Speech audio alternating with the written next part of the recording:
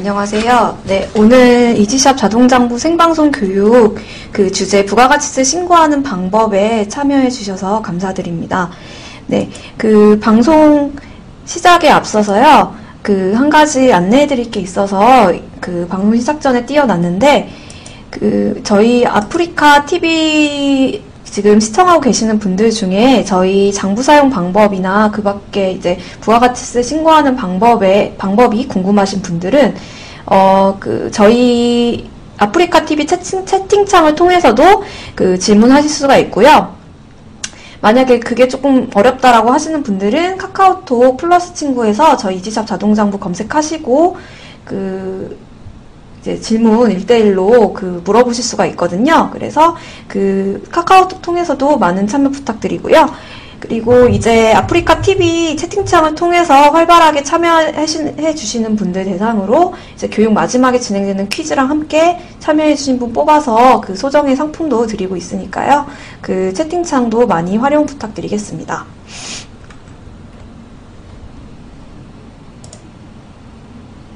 네, 그러면 앞서 고지해 드린 대로 오늘 생방송 교육 주제는요, 저희 부가가치세 신고하는 방법이고요. 오늘 할 내용에 대한 교환을 제가 미리 만들어서 올려놨어요. 그래서 어디서 보실 수가 있냐면,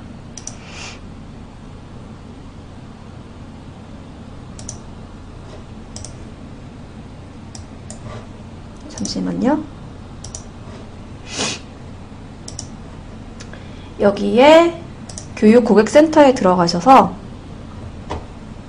여기 생방송 교육 링크 타고 들어오셨을 텐데, 여기 링크 타고 들어오시는 거 하단에 보시면 강의 교육자료 다운로드 받기라고 있거든요. 이거 누르셔서 다운로드 바로 받으실 수 있으니까요. 네, 이거 받아서 같이 강의 시청하시면은 아마 도움이 많이 되실 거예요.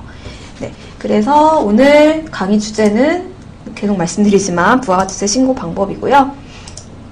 이제 부가가치세 신고 방법이지만 지금 저희 장부를 이제 쓰시면서 이제 장부 작성이 조금 어려웠다, 또는 어떤 부분을 체크해야 될지 모르겠다라고 하시는 분들도 이 강의를 듣고 계실 텐데, 그런 분들을 위해서 신고하는 방법 바로 안 들어가고요. 장부에 관련된 주의사항을 간단하게 핵심만 집어서 말씀을 드릴 거예요.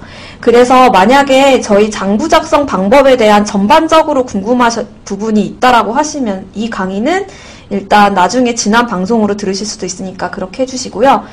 처음 아예 작성하시는 방법 자체를 모르겠다라고 하시는 분들은 이 강의보다도 저희 보시면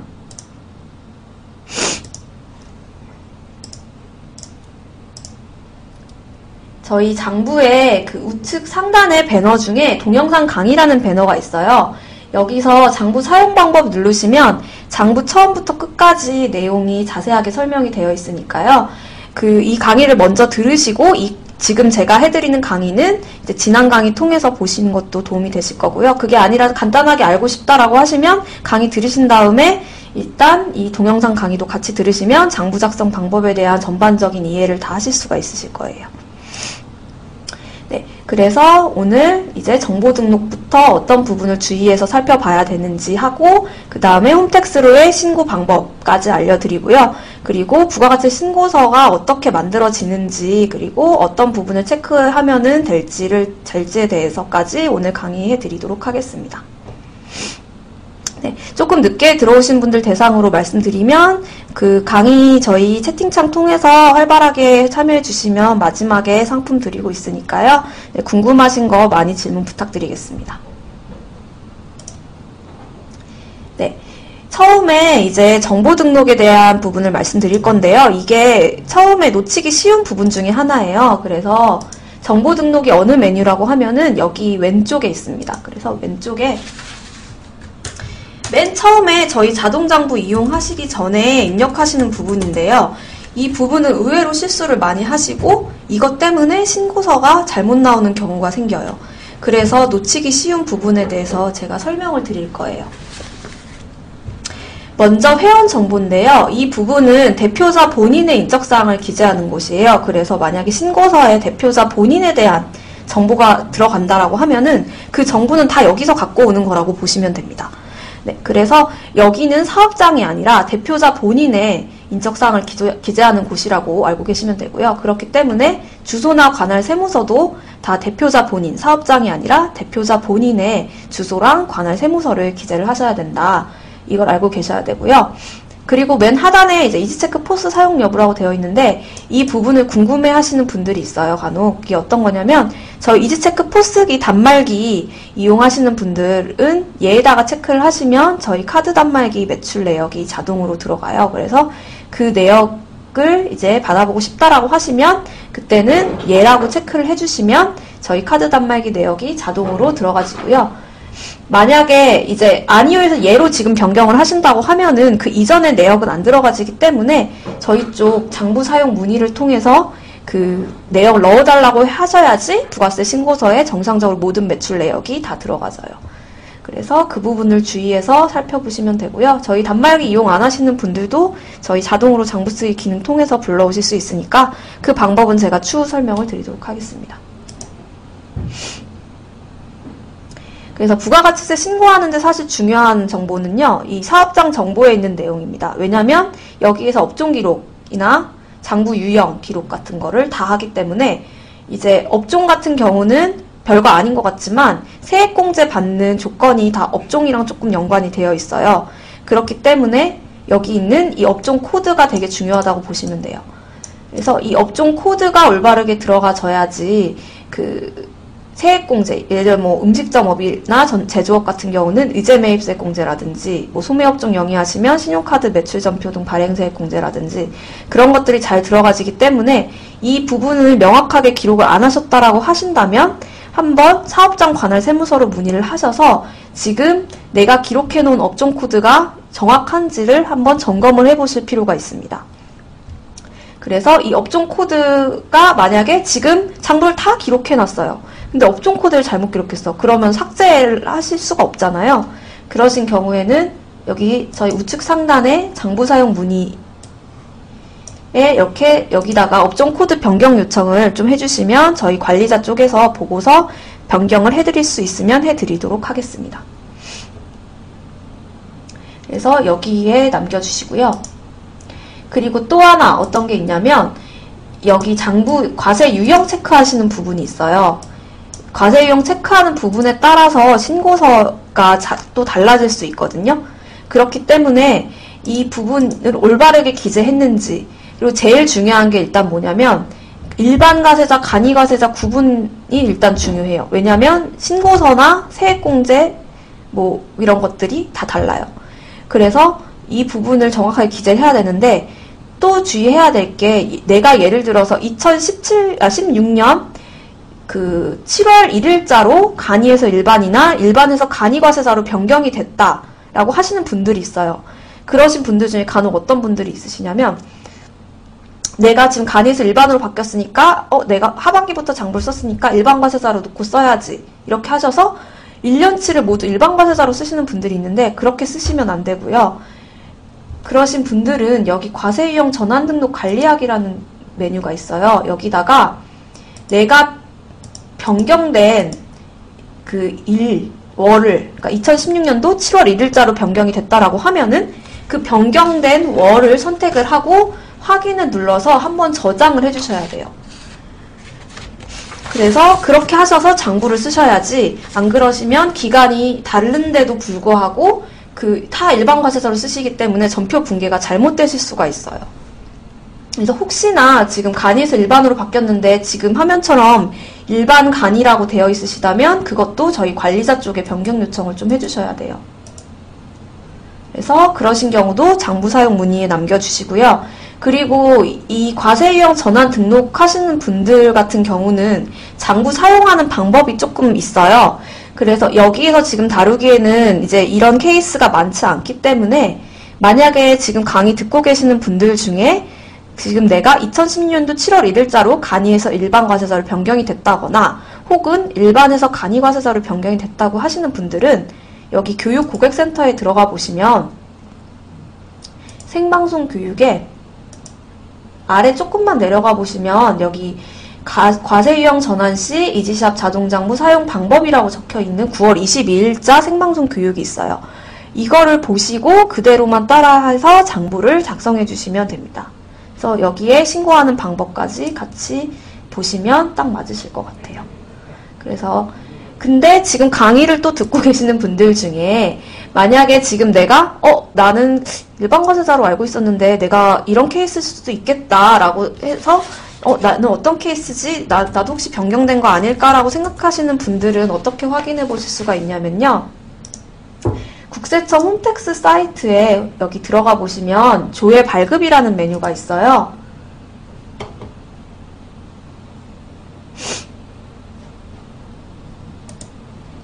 여기 가보시면 맨 아래 사업자 등록번호로 조회가 있거든요. 여기서 지금 현재 영위하시는 사업장에 사업자 등록번호를 넣으시면 사업자 등록 상태가 위에 뜨고요. 혹시 전환되신 분들 같은 경우에는 이렇게 별표 표시로 2016년도 7월 1일자로 간이과세자로 전환되었습니다. 이런 식으로 적혀 있어요. 그래서 그런 케이스가 아니라고 한다면 그냥 간단하게 부가가치세 일반 과세자입니다. 부가가치세 관이과세자입니다. 이렇게 나오니까요. 한번 혹시 궁금하신 분들은 지금 홈택스 사이트 들어오셔서 조회 발급에서 사업자 등록번호 조회로 한번 확인해 보시면 되겠습니다. 그래서 이렇게 해주시고요. 그리고 나머지 과면세 사업자 여부 같은 경우는 이제 사업장 관할 세무서로 한번 헷갈리시면 문의해 보시면 되고요. 이 자동장부 유형 같은 경우는 주소지 관할 세무서로 문의를 해주시면 자세하게 확인을 받으실 수 있습니다. 그래서 여기에 이렇게 나와 있는 대로만 진행해 주시면 되고요. 그 외에 정보 등록 부분 헷갈릴 수 있는 거 해주시고, 그리고 국세청 홈택스 아이디 같은 경우는 이걸 올바르게 넣으셔야지 나중에 홈택스 전자신고 하실 때 오류가 안 떠요. 그래서 내가 현재 신고를 하려고 하는 그 사업장에 로그인하는 아이디를 반드시 여기다가 기재를 하시고 저장을 해주세요. 네, 그래서 여기까지 사업장 정보는 점검해 보시면 되고요. 그리고 혹시나 신고서 상에 내 정보가 잘못 들어갔다라고 하면은 여기서 수정하시거나 만약에 수정이 안 된다고 하시면 저희 쪽에 장부 사용 문의에다가 남겨주시면 되겠습니다. 그 다음에 이제 점검하셔야 될 거는 이제 정보 등록 쪽에서는 그렇게 많지는 않고요. 이제 사업용 계좌 같은 경우는 사실 그 계좌 거래 내역은 부가가치세 신고에 안 들어가기 때문에 그 복식장부 사용자분들 같은 경우는 이제 입금 추금이라고 메뉴가 따로 있는데 그 메뉴에서 이제 정리해야 되는 사업용 계좌를 넣으시는 곳이에요. 또는 이제 장부 작성에서 쓰는 계좌를 여기다가 등록을 하신다고 보시면 돼요. 그래서 최소한의 계좌를 등록하시는 게 좋다고 알고 계시면 되고요. 카드 같은 경우는 이제 여기서 좀 주의해야 될 게 국세청 홈택스에 등록된 사업용 카드가 있습니다. 이 부분에 체크를 하는지에 따라서 신고서 상에 이제 들어가는 부분이 조금 달라요. 근데 이거는 임의로 체크를 하시는 게 아니라요. 홈택스 사이트의 조회 발급에서 여기 아래에 있는 현금 영수증, 사업용 신용카드 메뉴에서 등록된 것만 체크를 점검 한번 해주시면 되겠습니다. 네. 그리고 제가 하나 강조해드리고 싶은 메뉴는 이 거래처 메뉴예요. 왜냐하면은 이제 사실 간편장부 처음에 쓰실 때는 별로 눈여겨보실 필요는 없는데요. 이 거래처 메뉴가 왜 중요하냐면 나중에 그 장부를 다 쓰시고 나서 신고를 나중에 하실 때 그 사업자 등록번호 검증 오류가 나는 경우가 있어요. 거래 상대방의 사업자 등록번호를 잘못 기재해서. 예를 들어서 그 거래 상대방의 사업자 번호는 12345666667인데 내가 123456666으로 등록을 해서 국세청 홈택스에서 검증하실 때 이 사업자 번호는 유효하지 않는 사업자 등록번호라고 뜨는 오류가 있거든요. 그런 오류 때문에 전화 주시는 분들이 꽤 있는데 그 오류는 이제 내가 보고서 어차피 수정을 해야 되는 부분이에요. 근데 그 경우에 어디서 수정을 해야 되는지를 모르시는 경우가 있어서 제가 신고기간에 강조하고 싶은 정보 등록 메뉴는 이 거래처 메뉴예요. 그래서 예를 들어서 이제 그 사업자 번호 오류가 하나가 났어요. 그래서 국세청에 오류가 난 사업자 등록번호가 12345666661이에요. 그래서 이거를 딱 검색을 해보면 이렇게 하나가 나와요. 그러면 올바른 걸로 어떻게 바꾸냐면 이 체크를 딱 하신 다음에 그냥 여기에 내가 영수증 보고 다시 한번 점검해서 올바른 사업자 번호인 66667로 확인 누르시고, 네, 이렇게 수정된 거를 확인을 해주신 다음에 여기서 끝내시는 게 아니라 다시 한번 간편장부 가셔서 해당 거래에 가셔서 거래처를 다시 한번 기록을 해주셔야 돼요. 그래서 만약에 내가 지금 그 거래처가 뭐 한국정보통신이다라고 하면은 이제 이 거래처에 가셔서 다시 한번 이제 이 거래처를 누르고 저장하기를 한번 눌러주셔야 됩니다. 그래야지 거래처가 올바른 명으로 바뀌어요. 그러니까 예를 들어 얘 샵52라는 거래처 있다고 치면은 여기에 가셔서 지금 거래처는 물론 상호는 안 바뀌었으니까 올바르게 찍혀 있는데 이 거래가 잘못 등록됐다라고 하면은 이렇게 다시 한 번만 클릭을 해주시면 됩니다. 그리고 저장하기 누르고 다시 한번 이제 신고를 진행하시면 올바른 사업자 번호로 수정이 돼요. 그래서 거래처 혹시 오류가 나시는 분들 같은 경우는 정보 등록 거래처 메뉴를 이용하시라고 안내를 해드리고 싶습니다. 네, 이 메뉴고요. 그리고 여기 기초 잔액이라는 메뉴가 있는데 이 메뉴 같은 경우는 이제 복식장부 사용하시는 분들이 그러니까 2016년도부터 저희 장부를 쓰신 분들 중에서 2015년도 이제 자산부채 자본을 기록하는 곳이에요. 그래서 간편장부인 분들은 기록 안 하셔도 되는 메뉴라고 보시면 됩니다.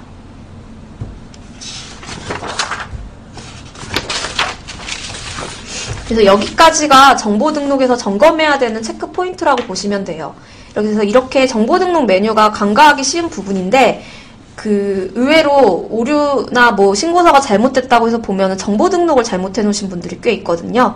그래서 다시 한 번만 정보 등록 제가 말씀드리는 포인트나 본인 정보가 맞는지 이런 거 한번 점검해 주시고 그 신고를 진행해 주시면은 이제 오류 없이 신고하실 수가 있습니다. 네.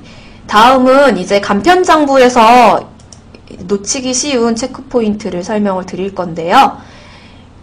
이제 이번에 신고해야 되는 부가가치세 신고는 일반 과세자뿐만 아니라 간이 과세자 분들도 있으시고, 이제 뭐 복식장부든 간편장부든 다 신고는 당연히 부가가치 신고를 하셔야 되죠. 그리고 가면세 사업자분들도 당연히 하시는 거고, 그래서 면세 사업자 빼고는 다 신고를 하셔야 되는데, 저는 이제 간편장부로 놓고서 지금 진행을 하는데요.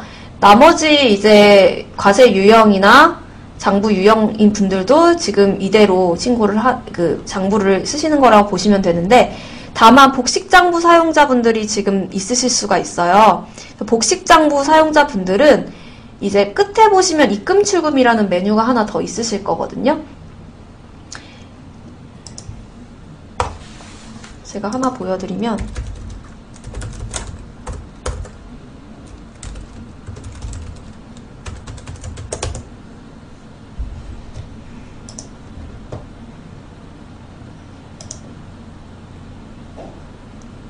복식장부 사용자분들은 이렇게 끝에 입금출금이 하나 더 있으세요. 근데 이제 물론 여기까지 다 작성을 하고 신고를 하면 나중에 종합소득세 신고할 때 좀 더 쉬우실 수가 있는데, 만약에 시간적 여유가 조금 없다, 통장 거래 내역 맞추기 다 어렵다라고 하시는 분들은 일단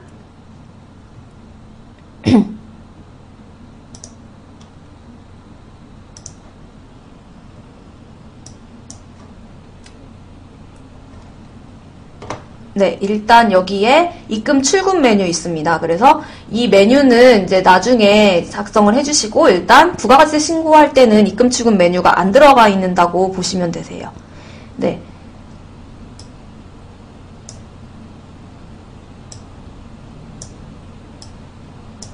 드리겠습니다. 네. 네, 그러면 이제 아까 전에 못했던 이제 장부 쓰기부터 진행을 좀 하겠습니다. 네, 그 장부 쓰기 화면은 이제 수입, 매출, 그리고 비용, 매입, 일반 경비, 고정자산 이렇게 3개를 부가가치 신고하실 때 이 3개의 메뉴가 들어간다고 제가 설명을 드렸죠. 그래서 이 매출 같은 경우는 그 여러 가지 종류가 있어요. 그래서 매출 중에서 이제 대금 수령 방법 쪽을 누르면 저희 이제 매출 종류를 선택할 수 있게 나오죠. 그래서 이 중에서 카드 매출, 현금 영수증 매출, 현금 계좌이체 매출이나 기타 뭐 포인트 상품권 매출 같은 경우는 이제 월별 합계로 입력을 하실 수가 있습니다. 그렇기 때문에 이제 일일이 일별로 이제 다 작성을 하실 필요는 없고요. 만약에 7월 매출이라고 하면은 7월 31일자로 해서 7월 합계만 그 장부에다가 넣으실 수가 있어요. 근데 다만 여기서 세금계산서 매출 같은 경우, 그러니까 즉 내가 세금계산서를 발행한 거죠. 발행한 거 같은 경우는 건별로 기재를 하셔야 돼요. 그래서 혹시나 지금 강의를 듣고 계신 분들 중에서 그 세금계산서인데 통으로 매출을 넣어버리셨다. 예를 들어서 난 7월달 세금계산서 한 건, 8월달 한 건, 9월달 한 건이 있는데 그냥 장부 쓰기 싫어서 그냥 9월달로 해가지고 통으로 넣어버렸다고 하신 분들은 그렇게 넣으시면 안 되기 때문에 장부를 수정을 해주셔야 돼요. 즉 그렇게 이런 7월, 8월, 9월 이렇게 세 개의 세금계산서를 발행하셨다고 하시면 7월달 한 건, 8월달 한 건, 9월달 한 건 이렇게 해서 세 줄로 기재를 각각 건별로 하셔야 됩니다.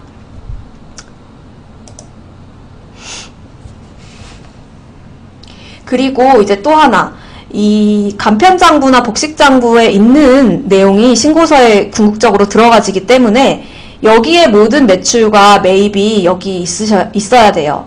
그래서 매출 중에서 이제 자동으로 장부 쓰기 통해서 불러온 거는 이제 그냥 여기 당연히 기재가 되어 있어야 되는 건 맞는데 그 중에서 현금 매출이라든지 이제 종이세금계산서 매출은 불러오기가 안 되잖아요. 그래서 자동으로 장부 쓰기 불러오신 내역에 위에 덧붙여서 현금 매출, 종이세금계산서 매출 같은 경우를 여기다 기재를 해주셔야 된다고 생각을 해주시면 돼요. 그래서 이 복식장부나 간편장부 안에는 자동으로 장부 쓰기를 통해서 불러온 매출뿐만 아니라 내가 수기로 기재한 매출, 즉 나의 사업장의 총 매출이 기재가 되어 있어야 됩니다. 그거를 어떻게 확인을 하냐면 이렇게 신고 기간에 해당하는 기간을 이렇게 늘려서 조회를 하실 수가 있어요. 그래서 신고 대상 기간인 7월부터 12월, 예정 신고하신 분들은 10월에서 12월 이렇게 해서 조회를 해주시고 여기에 나의 사업장의 모든 매출이 모여 있는지를 한번 확인을 해주셔야 됩니다. 네, 그래서 여기 간편이나 복식장부에 있는 내용만 세무신고에 들어가진다고 보시면 되세요. 그래서 수입 기재하는 방법은 이제 설명을 드리겠는데 월 매출로 기재한다고는 말씀을 드렸죠.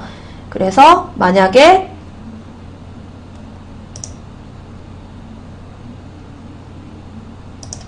카드 매출이라고 한다면 카드를 이렇게 선택하시고 이제 12월 달 매출이 100만원이다 라면 합계 100만원 기재하시고 날짜는 12월 말일자 그리고 카드 매출은 거래처 카드 매출 이렇게 기재하시면 되고요. 현금 매출 같은 경우는 대금 수령 방법, 그러니까 현금 영수증을 발행하지 않은 현금 매출이죠. 그런 경우는 현금 계좌이체 선택하고 네, 이것도 12월 달 매출이라고 하시면 12월 말일자 하고 기타 거래처 잡고 그 다음에 200만원 이렇게 네, 이렇게 해서 저장하기를 눌러주시면 됩니다. 이런 식으로 현금 매출은 기재하시면 되고요. 이제 종이세금계산서 매출 같은 경우는 세금계산서 요령이랑 똑같아요. 그래서 전자세금계산서든 종이세금계산서든 날짜는 똑같이 세금계산서 작성일자. 예를 들어서 뭐 12월 2일날 이 세금계산 작성일자라고 하면은 12월 2일로 잡고 그 다음에 거래처는 만약에 여기 있는 거래처라고 하시면 그냥 여기 있는 거 선택하시면 되는데 만약에 없다라고 하면은 여기 우측 하단에 거래처 추가 눌러서 세금계산서 상에 상호랑 사업자 번호 기재하시고 확인 누르시면 되는데 일단 임의로 저는 하나를 잡겠습니다. 그래서 세금계산서 상에 거래 상대방 기재하시고요. 그리고 공급가액이랑 부가세는 세금계산서에 있는 거 그대로 이렇게 기재하시고 그 다음에 대금 수령 방법에서 이제 세금계산서 선택을 하는 건데 이제 여기서 차이가 발생하신다고 보면 됩니다. 그래서 종이세금계산서를 발행을 하셨다면 여기에 예외 체크를 하지 않고요. 만약에 종이세금계산서가 아닌 전자세금계산서, 즉 국세청 홈택스에서 확인 가능한 세금계산서라고 한다면 그때는 여기에 체크를 해주시고 저장을 눌러주시면 됩니다. 네. 그래서 이렇게 종이세금계산서는 체크를 하지 않고 저장을 눌러주세요. 그래서 매출은 이런 식으로 기재를 하시면은 이제 어렵지 않게 하실 수 있을 거라고 생각이 듭니다. 그래서 이렇게 기재를 일단 저장을 하셔야 됩니다. 저처럼 삭제하시면 안 되고요. 저는 이제 좀 이따가 강의 진행할 때 써야 되는 예제가 있어서요. 네, 삭제를 한 거고, 만약에 이제 다 쓰신 분들은 반드시 저장하기 누르셔야지 저장이 됩니다. 네. 그리고 또 하나 기능을 말씀드릴 게, 이제 매출 종류별로 한번 확인을 하고 싶다라고 하시면 위에 상단에 보시면 대금 수령 방법이라고 있어요. 그래서 이걸로 이제 세금계산서 매출이든 카드 매출이든 현금영수증 매출이든 여기서 체크를 하실 수가 있어요. 그래서 이 기능을 좀 참고해 주시면 되고요. 거래처별로도 확인할 수 있으니까요. 네, 이 위에 있는 이 기능도 이용을 해주세요. 그래서 위에 있는 이 선택 박스는 그 묶음별로 보고 싶을 때 보는 거라고 생각을 해주시면 됩니다. 네, 그래서 매출은 이런 식으로 한번 점검을 해주시면 되고요.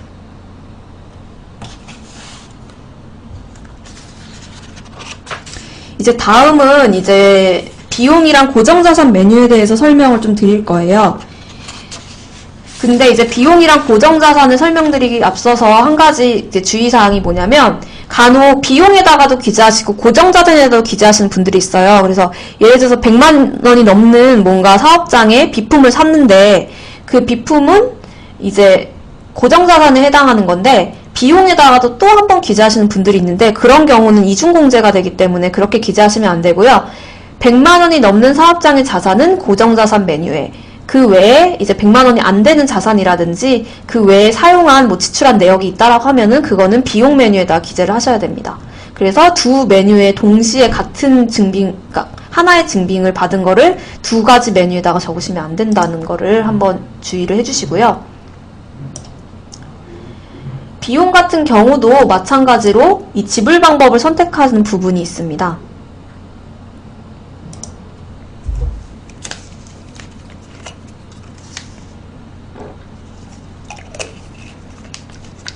이 지불 방법 같은 경우는 내가 어떤 증빙을 받았는지를 체크해 주시는 부분이에요. 그래서 내가 만약에 카드 영수증을 받았다고 하면 카드 영수증, 그리고 세금계산서나 계산서를 받았다고 하면은 세금계산서 계산서, 현금영수증을 받았다고 하면 현금영수증으로 클릭을 해주시면 되고요. 그 외에 다른 증빙이라고 하면은 기타 영수증으로 체크를 해주셔야 되는데, 이때 경합 순서를 알고 계셔야 돼요. 그게 어떤 거냐면, 내가 만약에 세금계산서도 발행을 받고 카드 영수증도 같이 받았어요. 그런 경우에 두 가지 증빙을 다 입력해야 되냐? 그건 아니고요. 한 가지 증빙만 기재를 하셔야 돼요. 그래서 세금계산서나 카드 영수증 두 개를 같이 받은 경우도 있을 수 있잖아요. 내 세금계산서도 상대가 발행을 해주고 카드 결제를 했기 때문에 카드 영수증도 나왔고, 그런 경우에는 세금계산서나 계산서로 일단 제일 먼저 기재를 해주셔야 되고요. 만약에 내가 카드로 긁은 다음에 상대가 간이 영수증을 끊어줘서 기타 영수증도 있어요. 그런 경우는 카드 영수증을 선택을 해주셔야 돼요. 그리고 또는 현금으로 결제를 하고 현금 영수증도 발행을 받고 간이 영수증도 발행을 받았어요. 그런 경우는 현금 영수증으로 기재를 해주시면 됩니다. 그러니까 즉 세금계산서나 계산서가 무조건 1순위 증빙이라고 보시면 되고요. 그 다음이 카드 영수증 또는 현금 영수증, 그리고 맨 마지막이 기타 영수증이에요. 그리고 이제 기타 영수증 같은 경우는 매입세 공제가 안 돼요. 그렇기 때문에 혹시 여기다가 기타 영수증으로 기재를 하시는 분들 같은 경우는 부가가치세 신고하실 때 매입세 공제가 되지 않습니다. 그래서 신고서 만약에 다 기타 영수증으로 기재를 하면은 매입세 공제에 신고서상에 매입세 공제란이 있잖아요. 거기에 0이라고 찍히실 수밖에 없어요. 그렇기 때문에 반드시 받은 올바른 증빙을 확인을 해주시고요. 이제 맞는 증빙으로 찾아서 들어가셔야지 올바른 신고서를 작성하실 수가 있어요. 그리고 이제 뭐 그렇게 하면은 그럼 기타 영수증으로 다 입력을 해놓으면은 나중에 종합소득세 신고할 때 비용 처리는 안 되냐라고 물어보시는 경우가 있는데 그건 아니고요. 비용 처리는 가능한데 매입세액 공제를 못 받습니다. 그래서 이제 세금계산서나 계산서, 현금 영수증, 카드 영수증을 받은 경우에만 매입세액 공제가 되니까 이제 그 부분을 참고를 해서 제가 말씀드린 순서대로 증빙 작성을 해주시면 되겠습니다. 그래서 혹시 또 듣고 계시는 분들 중에 지금 장부를 다 기타 영수증으로만 기재를 하셨다라고 하시는 분들은 다시 한번 체크를 해서 내가 어떤 영수증을 받았는지 다 한번 수정을 해주실 필요가 있다고 생각됩니다. 그래서 이렇게 장부 작성을 하나하나 잘하는 것도 일종의 절세 방법이라고 보시면 돼요. 그리고 이렇게 증빙을 잘 챙기는 것도 절세의 하나 방법이고요. 그래서 무조건 이제 세액공제를 받는 것도 절세의 방법이긴 한데요. 이렇게 장부 작성하실 때 놓치기 쉬운 포인트를 이제 잘 잡고 들어가시는 것도 일종의 절세의 하나라고 보시면 됩니다. 그래서 이렇게 증빙을 선택하시고요. 날짜 같은 경우도 이제 은근히 헷갈리기가 쉬운 부분인데 왜 그러냐면 카드 결제 같은 경우는 내가 오늘 1월 12일이잖아요. 1월 12일 날 거래를 했어요. 뭔가를 상품을 사든지 아무튼 결제를 했어요. 결제를 하고 결국 카드 값은 다음 달 10일이라든지 다음 달 언제 청구가 되잖아요. 그러면은 청구된 날을 기준으로 작성을 해야 되는지 아니면 오늘 거래했으니까 오늘 날짜를 기재해야 되는지 이런 부분도 은근히 헷갈리잖아요. 그럴 때는 날짜는 무조건 거래 시점인 오늘이라고 보시면 돼요. 그래서 이제 날짜 같은 경우는 이제 거래일 기준이라고 보시면은 무난하다고 보시면 되고요. 다만 이제 사대보험 같은 경우나 카드 수수료 같은 경우는 이제 좀 달라질 수 있는데 그거는 어차피 사대보험이나 카드 수수료 같은 경우는 이번 신고 때 안 들어가니까 예외라고 보고요. 날짜 같은 경우 세금계산서나 계산서 받았으면 세금계산서나 계산서상의 작성 일자가 기준이고 나머지 카드나 현금 영수증은 거래한 지금 시점이 기준이라고 보시면 됩니다. 그래서 그렇게 작성해 주시면 잘못 작성하실 일은 없어요. 네, 그 다음에 제가 또 강조드리고 싶은 부분은 거래처 부분이에요. 이 거래처를 은근히 기타 거래처를 잡으시는 분들이 많더라고요. 맨 위에 있는 거. 그래서 왜 그러냐고 이제 여쭤보니까 어떤 거래처인지 일일이 기재하기가 힘들다고 하시는 분들이 많더라고요. 근데 이거를 기재를 안 하시면 어떤 일이 발생을 하냐면 매입세 공제를 또 못 받으세요. 그래서 내가 카드 영수증을 발급을 받았음에도 불구하고 매입세 공제가 안 되는 거예요. 기타 거래처로 선택을 하시면. 이제 그리고 여기 옆에 보면 저희가 설명을 적어놨잖아요. 부가세 관련 없는 거래처라고. 그렇기 때문에 국내 거래 같은 경우는 이제 예외사항 거의 없어요. 웬만한 거 빼고는 다 거래처를 이렇게 기재를 하시는 게 좋아요. 상호랑 사업자 번호 넣고. 좋은 게 아니라 그렇게 하셔야지 매입세 공제가 됩니다. 네, 그래서 혹시 지금 작성하신 장부 내역 중에서 임의로 기타 거래처로 다 잡아놓으신 분들이 있다면은 다시 한번 영수증을 꺼내서 거래처 추가를 통해서 상호랑 사업자 번호를 좀 기재하시고 장부를 수정하신 다음에 부가세 신고를 들어가실 것을 권장해 드릴게요. 기타 거래처로 하시면 매입세 공제가 안 되니까 국내 거래 같은 경우는 이렇게 상호랑 사업자 번호 다 넣고 올바른 거래처 잡고 신고에 들어가셔야지 매입세 공제를 조금이라도 더 받으실 수가 있어요. 그래서 기타 거래처나 기타 거래처로 잡지 말라고 제가 강조를 드리는 바고요. 그리고 또 하나 거래처에서 놓치기 쉬운 부분이 오픈마켓에서 산 경우예요. 그래서 오픈마켓 같은 경우는 구조가 어떻게 되어 있냐면 이제 중간에 중개업자, 옥션이나 지마켓이 있고 그 뒤에 실제 사업자는 따로 있잖아요. 그렇기 때문에 내가 결국 물건을 산 거는 옥션이나 지마켓을 산 게 아니라 결국은 그 중개업자를 통해서 실제 거래 상대방이 있는 거예요. 실제 다른 사업자한테 산 거죠. 그래서 제가 만약에 의류를 판매를 한다라고 하면은 제가 사업자인 거지 옥션이나 지마켓이 사업자인 건 아니에요. 그렇기 때문에 이 거래처란에다가는 옥션이나 지마켓을 기재하는 게 아니라 실제 거래처인 저의 상호와 사업자 번호를 넣으셔야 돼요. 그런 경우도 거래처 추가를 통해서 상호랑 사업자 번호 넣으셔야 되는 거예요. 그래서 만약에 옥션이나 지마켓 통해서 샀는데 그냥 옥션이나 지마켓을 넣었다라고 하시는 분들은 좀 번거로우시겠지만 다시 한번 거래처 추가하셔가지고 상호랑 사업자 번호를 기재하시고 수정을 좀 해주셔야 돼요. 이게 왜 그러냐, 이게 어떨 때 문제가 발생하냐면 자동으로 장부 쓰기에서 그 거래 내역을 불러오면은 결제한 곳은 옥션이나 지마켓이라서 거래처가 옥션이나 지마켓 정보를 갖고 올 수밖에 없어요. 그래서 그거는 이제 저희가 어떻게 수정을 할 수 있는 부분이 아니라서요. 조금 번거로우시겠지만 실제로 거래한 그 영수증 보시고 수정을 좀 하시고 이제 신고를 진행을 해주시길 부탁드리겠습니다. 네.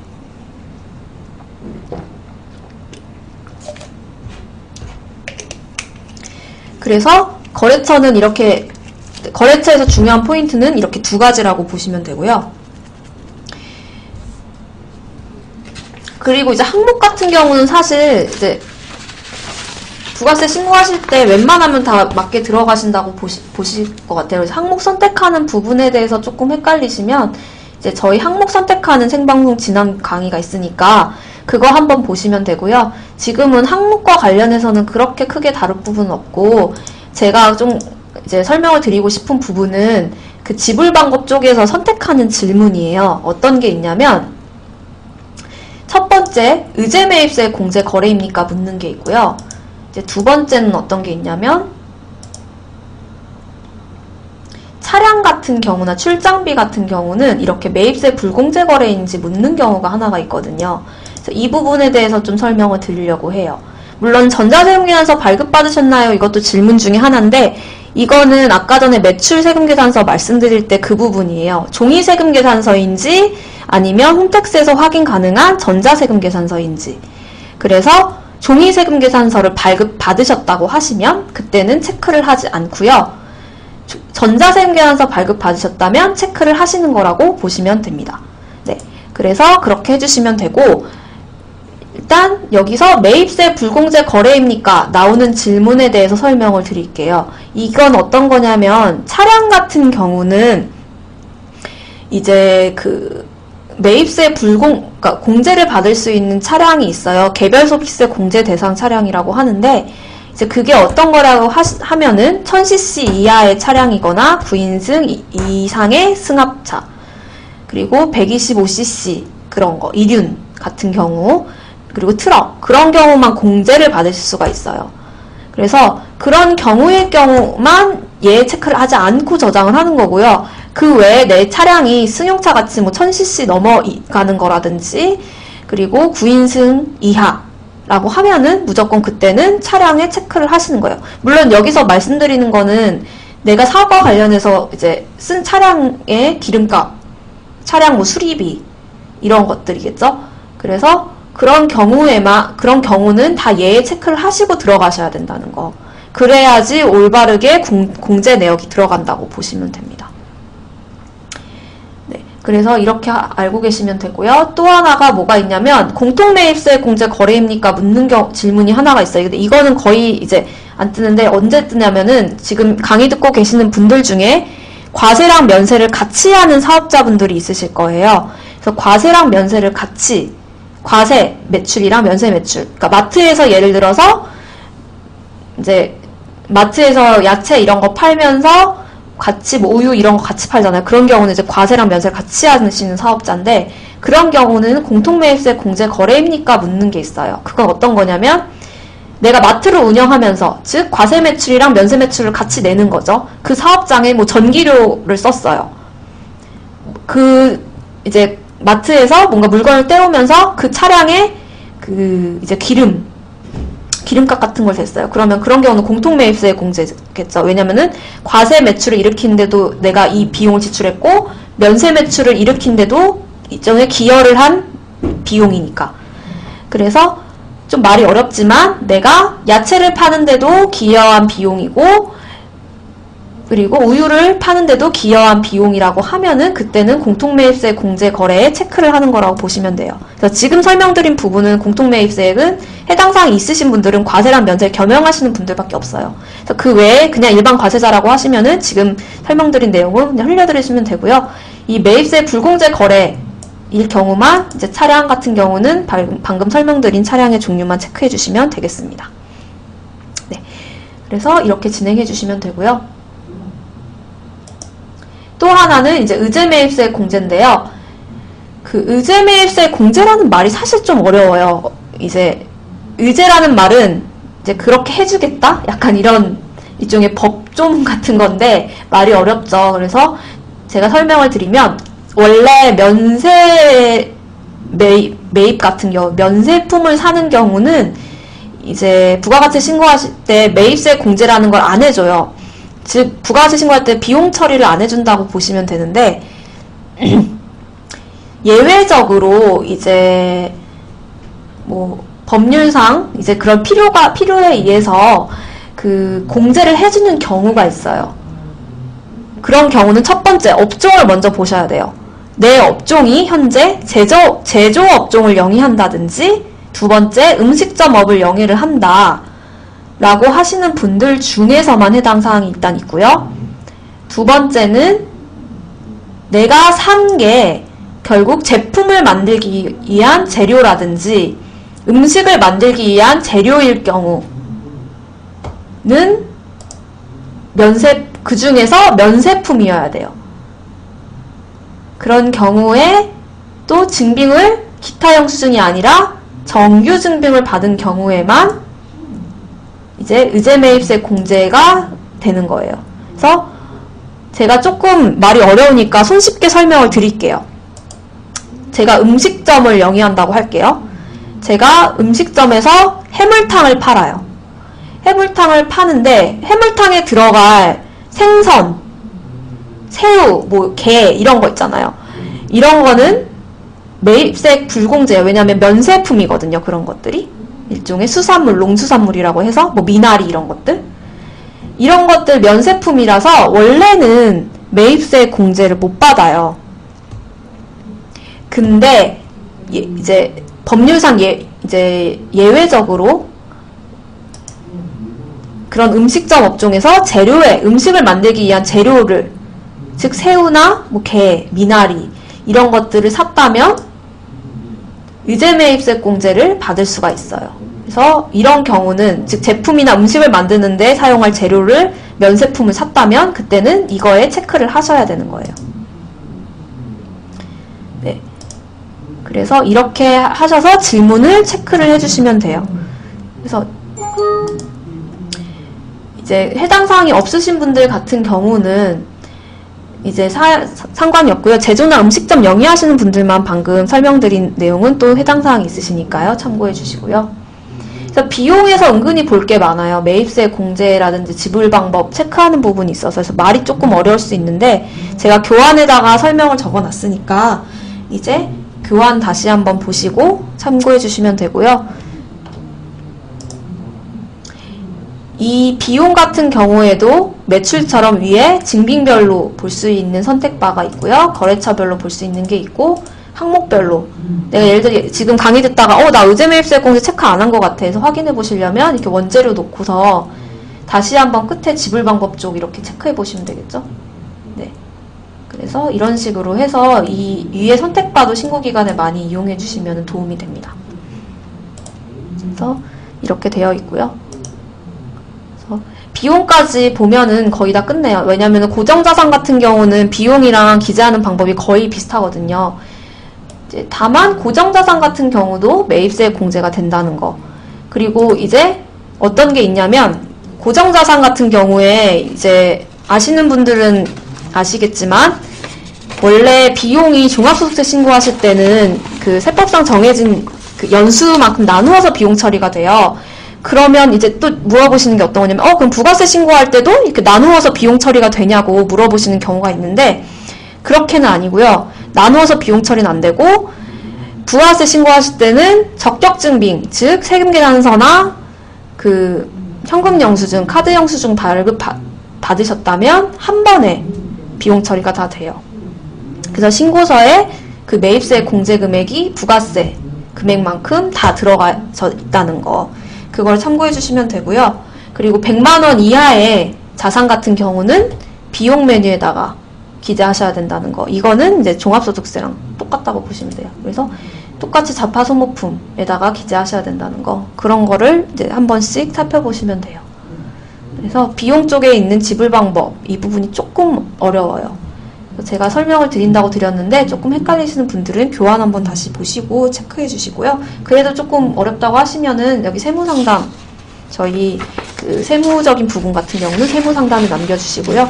장부 작성하실 때 뭔가 질문이 떠야 될 것 같은데 안 뜬다라고 하시면 장부 사용 문의에다가 남겨주시면 저희가 확인을 한번 해드릴게요. 네. 그래서 이렇게 간편 장부 또는 복식 장부 사용하시는 분들은 입금 출금 메뉴를 제외한 매출, 비용, 고정사상까지 다 기재를 완료하시면 부가세 신고를 위한 장부 작성이 끝난다고 보시면 되는데, 지금 이렇게 말씀을 드리니까 그러면 영수증 언제 하나하나 다 보고 언제 매출 다 기재를 하고 신고를 하나, 이렇게 까마득하신 분들이 있으실 거예요. 그래서 저희 쪽에서 조금 더 장부 작성을 용이하게 하기 위해서 자동으로 장부 쓰기라는 그 자동 수집 기능이 있습니다. 그래서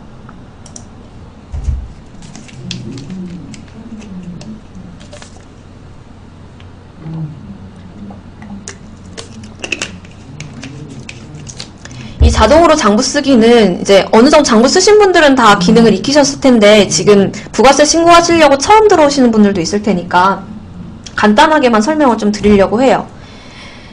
그래서 이제 제가 권해드리는 방법은 어떤 거냐면, 처음부터 간편이나 복식 장부를 다 쓰시기보다는 자동으로 장부 쓰기 통해서 불러올 수 있는 거래는 다 불러오고, 작성을 못한 현금 매출이라든지 이제 종이세무계산서 매출 이런 거는 불러올 수가 없고, 이제 비용 중에서도 종이세무계산서 발급받은 거나 이제 불러오지 못한 매입 같은 경우, 그런 거는 간편장부에 기재를 하실 거를 좀 추천을 드려요. 그래서 이걸 어떻게 이용하는지를 지금부터 조금 설명을 드릴게요. 그래서 일단 불러올 수 있는 거래 내역의 종류부터 간단하게 설명을 드리면,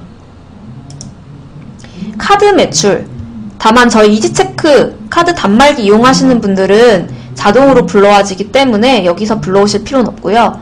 그 카드 매출 중에서 저희 단말기 아닌 분들이라든지, 그리고 전자상거래 업종 같은 경우, 그런 업종은 이제 불러오기가 조금 안 돼요. 그래서 그런 경우는 제가 방금 아까 전에 설명드린 간편장부 수입 매출에서 직접 기재해 주시면 되고요. 그리고 신용카드 지출하신 거 불러오실 수 있고, 그리고 세금계산서 발급받은 거나 발행한 거, 그리고 계산서. 그러니까 계산서도 이제 간혹 그런 분들이 있어요. 저는 어차피 일반 과세자라서 계산서 안 불러와도 돼요 라고 말씀하시는 분들이 있는데, 계산서를 발급을 받으실 수도 있겠죠. 즉 상대방이 면세사업자한테 뭔가를 물건을 샀다든지 뭐 용역을 제공받았다든지 하면은 그런 경우는 계산서 매입이 있을 수도 있어요. 그래서 웬만하면 두 개를 다 체크하시고 불러오시는 게 좋고요. 현금 영수증도 이제 불러오실 수 있는데, 현금 영수증 매출 불러오시려면 이 가맹점 사업자에 체크를 해주셔야 돼요. 네, 그렇게 된다는 거 알고 계시면 되고요. 어떤 정보를 그러면 기재를 해야 되냐라고 하면은, 은행 계좌 같은 경우는 은행사 홈페이지에 로그인 정보, 이지샵 자동 정보가 아니라 은행사 홈페이지, 그리고 카드 매출 같은 경우는 여신금융협회 카드 매출 사이트가 따로 있습니다. 여기에 지금 저희가 여기다가 주소 적어놨는데, 여기에 정보, 그리고 신용카드 매입 등록 같은 경우는 카드사 홈페이지 내용이고요. 그리고 전자세금계산서 같은 경우는 홈택스 홈페이지 로그인 정보, 그리고 현금 영수증 같은 경우는 마찬가지로 홈택스 홈페이지에 로그인 정보를 기재해 주시면 됩니다. 그래서 이렇게 기재를 다 해주시고 나서 불러오는 거는 어떻게 하시냐면, 그냥 거래 내역 불러오기를 들어가시는 거예요. 그래서 여기에 들어가시면 지금 내가 정보를 등록한 내용이 쭉 나와요. 그래서 불러오기 한번 선택하셔서 사용자 기간 설정은 한 달 단위로 해주셔야 되고요. 그러니까 한 달 단위라고 하면 12월 1일부터 12월 31일, 또는 7월부터 불러오려고 한다면 7월부터 12월이 아니라 7월 1일부터 7월 말일, 이런 식으로 선택하시고 수집 눌러주시면 되고요. 그렇게 하면 돌아가면 처리 결과가 성공이라고 뜨면은 일단 불러오기는 성공이라고 보시면 돼요. 그래서 그렇게 한 다음에 아래서 불러온 거래 내역을 확인하고 사업과 관련된 내역을 체크하시는 건데요. 그거는 이제 내가 불러온 거를 각각 들어가서 이렇게 선택해 주시면 돼요. 그래서 내가 지금 불러온 거래 카드 보고 거래 내역 쫙 보고 현금 영수증 거래 내역 보고 이렇게 해서 항목만 설정을 해서 장부로 보내기 우측 하단에 장부로 보내기 하면 간편장부에 직접 기재가 됩니다. 그래서 간편장부에 기재된 것까지 확인을 하셔야 되는 거고요. 여기에 있는 내용은 세무신고에 안 들어가요. 그래서 간혹 헷갈리실 수 있는 부분이 어떤 거냐면 카드 쓰신 것 중에서도 내가 사업과 관련된 걸 쓴 것도 있고 애들 뭐 교육비 이런 거 쓰면서 카드 긁으신 것도 같이 있잖아요. 개인 사업자 같은 경우는. 그러신 경우는 그 사업과 관련된 것만 체크 하셔가지고 장부로 보내기 하시면 간편장부에 자동으로 기재가 되니까 개인적으로 쓴 거는 빼고서 신고서가 되는 거예요. 즉 자동으로 장부 쓰기에 불러온 내역은 신고서에 안 들어가요. 여기에 있는 내용은 신고서로 안 만들어져요. 그렇기 때문에 개인적으로 지출한 거는 안 들어가지니까 그런 부분은 염려 안 하셔도 되고요. 그리고 불러오기까지만 했다고 장부 다 썼다고 생각하시면 또 안 되고요. 네, 그래서 혹시나 지금 장부로 보내기 안 하신 분들은 강의 끝나시고 사업과 관련된 것만 체크해서 장부로 보내기까지 꼭 완료를 해주시고요. 그리고 또 하나 말씀드리고 싶은 거는 계좌 내역을 불러오시는 경우가 있어요. 계좌 내역을 불러오셔가지고 장부로 보내기를 하시면 이제 어떤 걸 오해를 하시냐면 계좌 이체 입금된 것을 선택해서 보내면 매출에 기재가 된다고 생각하시는 분들이 있거든요. 그래서 그걸 좀 주의하셔야 되는데 계좌 이체 매출 같은 경우는 직접 간편장부나 복식장부에 매출에다가 설명드린 방법대로 기재를 해주셔야 되고요. 이 입금 출금 메뉴는 복식장부 사용자분들 입금 출금 메뉴 정리하라고 만든 거라서 이 입금 출금 메뉴에만 들어가져요. 즉 복식장부 사용자분들도 장부로 보내기 하면 입금 출금만 기재가 되고요. 매출에는 기재가 안 되기 때문에 매출에다가 다시 한번 기재를 하셔야 되고요. 간편장부 사용자분들은 입금 출금 내역은 보내기가 안 돼요. 왜냐하면은 그 입금 출금 거래 내역을 정리하기 위한 그 복식장부 사용자분들이 정리하기 위한 메뉴이기 때문에 그러면 간편장부는 왜 기능을 만들어놨냐라고 하실 수 있는데 그 이유는 저희가 이제 거래 내역 보시고 직접 장부 정리하시라고 계좌 내역 중에서 사업과 관련된 내용이 있을 수 있으니까 그래서 만들어 놓은 거고요. 일단 간편장부분들은 궁극적으로 보내기는 안 되는데 이제 복식장부 사용자분들은 보내기가 된다고 하더라도 그거는 입금 출금 메뉴에만 기재가 되지 매출로 반영은 안 된다는 거 또는 비용으로는 반영이 안 된다는 거. 그렇기 때문에 복식장부 사용자분들은 반드시 매출이랑 비용 메뉴에 계좌 이체와 관련된 거래 내역을 다시 한번 기재를 하셔야 된다는 거를 강조를 드리고 싶습니다. 네. 그래서 이제 제가 강조드리고 싶은 부분은 이제 자동으로 장부 쓰기에서 네, 이렇게 있다고 보시면 되고요.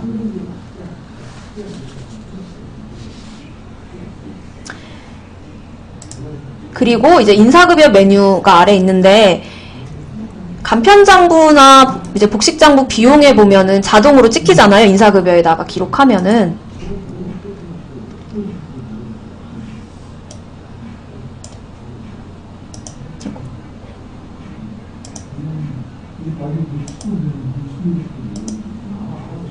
그래서 어떤 식으로 자동으로 찍혀 있냐면 이렇게 회색으로 해서 비활성화 상태에서 인사급여 메뉴가 기재가 되어 있는데 간혹 어떤 걸 물어보시냐면 여기 인건비는 왜 부가가치세 신고서에 포함이 안 돼 있어요? 라고 묻는 분들이 있어요. 근데 이제 인건비 같은 경우는 이제 인적 용역이라고 해서 부가세 공제가 되지 않는 거래예요. 그렇기 때문에 부가세 신고서에 안 들어가지고요. 부가세 신고서에 들어가지는 거는 여기 부가세가 찍힌 것 중에서 매입세 공제가 되는 것들만 들어가져요. 그래서 접대비라든지 이제 아까 전에 차량 같은 경우 중에서 매입세 불공제 거래라든지 출장비 중에서 교통비로 사용한 매입세 불공제 거래 같은 경우는 안 들어가지고요. 그리고 인적 용역, 그러니까 즉 인사급여에 기록한 급여 내역도 부가세 신고서에 포함이 안 된다고 알고 계시면 되겠습니다. 네. 그래서 이렇게 장부를 한 번씩 점검을 해주시면 이제 신고하러 가시면 돼요. 네. 그래서 신고하는 방법을 지금부터 설명을 드릴 거예요.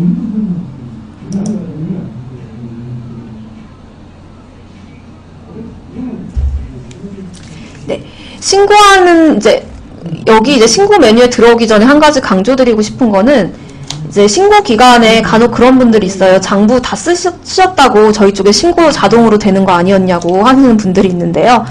그건 아니고요. 저희 이제 프로그램에 썼다고 국세청에 자동으로 신고가 되진 않아요. 그래서 간편장부나 복식장부 다 썼다고 드디어 끝났다 이렇게 생각하시면 안 되고요. 조금 이제 지금 강의 듣고 계시는 분들 중에 장부를 다 쓰신 분들이 있다면은 따라 하셔도 되는데 왼쪽에 세무신고하기라는 메뉴가 있어요. 저희 장부의 모든 세무신고의 끝은 이 세무신고하기라는 메뉴라고 보시면 돼요. 그래서 신고기간에 장부 다 썼다든지 뭐 원천세 신고하실 때 인사급여 다 썼다고 신고가 자동으로 되진 않고요. 저희 장부의 끝은 세무신고하기라는 메뉴라고 생각을 해주시면 되고요. 이 세무신고하기 메뉴에 접근을 하면 위에 탭에 여러 가지가 있어요. 그 중에서 부가가치세가 이번에 신고 대상 세목이죠. 그래서 부가가치세를 선택을 해주시면 되고요. 지금 혹시 강의 듣고 계시는 분들 중에 간이과세자분들 있으실 거예요. 간이과세자분들은 여기 부가가치세하고 괄호하고 간이라고 되어 있으실 거고, 과세유형 전환하시는 분들 혹시 있으시면 그분들은 과세유형 전환되신 분들은 부가가치세라는 탭이 있고 그 옆에 부가가치세 간이라는 탭이 있으실 거예요. 그러신 경우에 유의하셔야 될 거는 해당하는 탭에 가서 진행을 하셔야 된다는 거. 네. 과세형 전환되신 분들만 대상으로 말씀을 드리면, 예를 들어 내가 2016년 7월 1일자로 간이에서 일반으로 전환이 됐다라고 하시는 분들은 이번 신고는 일반 과세자에 대한 신고죠. 그렇기 때문에 부가가치세에서 진행하시는 거고요. 만약에 내가 2016년도 7월 1일자로 일반 과세자에서 간이 과세자로 전환됐다라고 하시는 분들은 지금 신고해야 될 거는 간이 과세자에 대한 신고죠. 7월부터 12월까지는 간이 과세자였으니까. 그렇기 때문에 부가가치세 괄호하고 간이라고 적혀있는 탭에 가서 지금 제가 앞으로 설명드릴 내용을 진행해 주셔야 돼요. 그리고 지금 해당 사항 없으신 분들은 어떤 분들이냐면, 이제 일반 과세자분들은 그냥 일반 과세자 진행하시면 되고, 간이는 자동으로 쭉 간이과세자인 분들은 부가가치세 간이라고 되어 있으실 거예요. 혹시 면세사업자분들 듣고 계시는 분들이 있다면은 면세사업자는 이번 신고 대상이 아닙니다. 2월 10일 날 면세사업장 현황신고 진행해 주시면 되고요. 지금 안 하셔도 돼요. 다만 과면세사업자는 지금 하셔야 돼요. 과면세사업자는 부가가치세에서 하시는 겁니다. 네. 그래서 지금 설명드릴 이 일련의 과정을 일단 탭으로 올바르게 가서 하셔야 된다고 알고 계시면 되고요.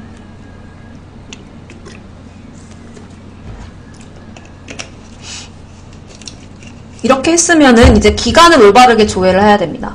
이 기간 선택. 여기서도 이제 놓치기 쉬운 부분이 있어서 좀 설명을 드리려고 해요. 지금 1월 25일까지 하실 신고는 확정 신고입니다. 그렇기 때문에 이 확정이나 체크를 하셔야 되고요. 신고 기간을 헷갈리실 수가 있어서 이걸 설명을 드릴게요. 신고 기간은 내가 예정 신고, 즉 부가세 신고서를 만들어서 제출을 10월 25일까지 하신 분들은 이걸 선택하시는 거고요. 그 외에 내가 예정 고지를 받았다라고 하시는 분들은 7월부터 12월을 선택하시는 겁니다. 예정 고지를 받고 예정 고지세 납부하신 분들은 7월부터 12월이고요.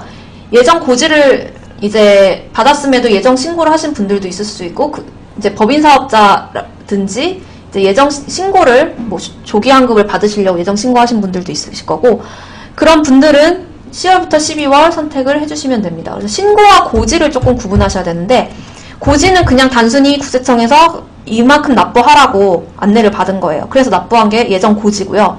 신고는 내가 신고서, 납부세액 다 만들어가지고 저희 쪽 통해 전자신고를 했다든지, 뭐 국세청에서 직접 신고하셨다든지, 신고서를 만들어서 납부하신 거는 예정 신고예요. 그래서 예정 신고하신 분들은 10월부터 12월 선택해 주시고, 그렇지 않은 분들은 7월부터 12월 선택해 주시면 됩니다. 저는 그냥 7월부터 12월이라고 놓고 조회를 할 거고요.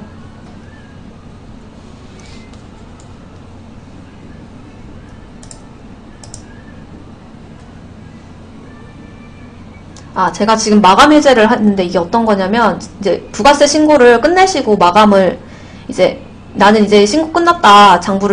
부가세 신고는 장부 마감하겠다. 이런 의미거든요. 그래서 제가 이거를 왜 설명을 드리냐면, 간혹 그런 분들이 있어요. 신고 끝나고, 나 마감해버렸는데 다시 신고할 수 있냐고 묻는 분들이 의외로 좀 있거든요. 왜냐면, 신고하고 다시 장부를 살펴봤다든지, 이런 제 강의를 한 번도 안 들어보시고, 신고 다 하신 다음에 이런 게 있었네? 이러고 들어보시다가, 내가 잘못 놓친 부분이 있다! 이러고 장부를 수정하시고 싶으신 거예요.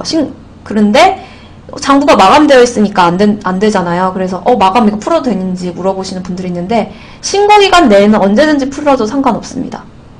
그래서, 신고기간 내에, 즉, 1월 25일 되기 전까지는 마감을 해제하고 장부 수정하시고, 다시 전자파일 만들어서 신고하셔도 상관은 없어요. 네, 마지막에 신고하신 게 이제 효력이 있으시니까. 근데 다만 너무 자주 하시면 안 되시겠죠. 그래서 일단 한번 다 체크를 해주시고 마감은 하셔야 된다는 거 알고 계시고요.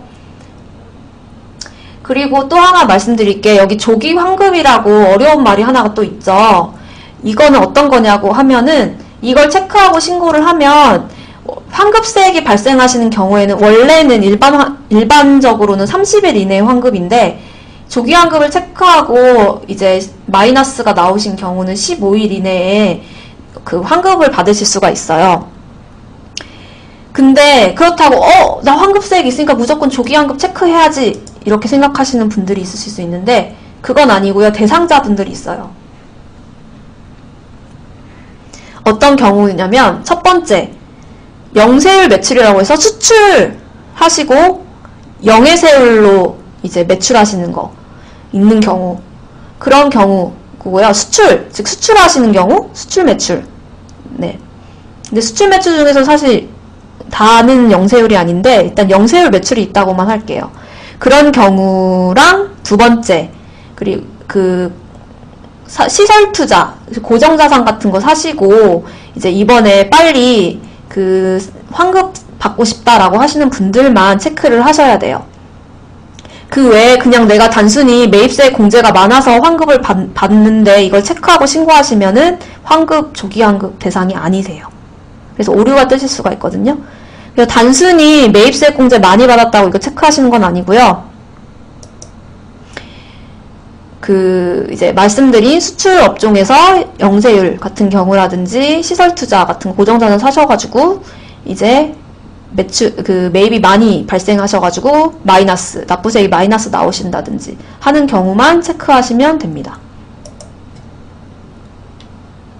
그리고 간이과세자 같은 경우는 이제 2016년으로 되어 있을 거예요. 그래서 2016년 이제 1월 예정신고 안 했으면 1월부터 12월로 놓고 조회하시면 되고요.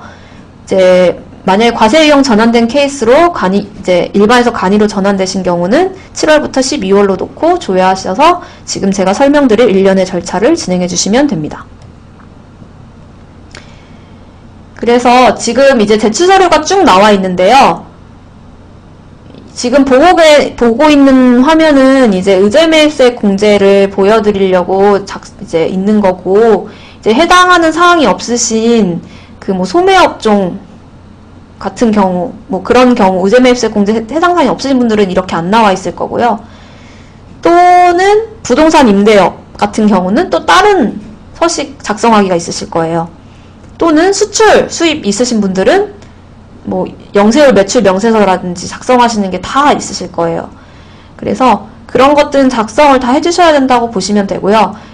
영세율 매출이라든지 그런 것들은 이제 작성 예시가 있어서 그걸 보고 하시면 되는데, 그게 조금 어렵다라고 하시면은 이제 한번 저희 쪽에 이제 세무상담 이용해서 작성하는 방법을 문의하시면은 도움을 조금 받으실 수 있고요. 장부 작성과 관련된 이제 영세율 연결 같은 경우는 장부 사용 문의에 남겨주시면 됩니다. 그래서 이런 것들을 다 부속서류 작성하기라고 찍힌 것들은 다 작성하기 누르셔야지, 작성하기 눌러서 작성까지 하셔야지 신고를 하실 수가 있고요. 이제 의제매입세 공제 신고서 같은 경우는 이제 아까 전에 의제매입세 공제 거래입니까에 묻는 거에 체크하신 경우는 자동으로 이렇게 찍혀요.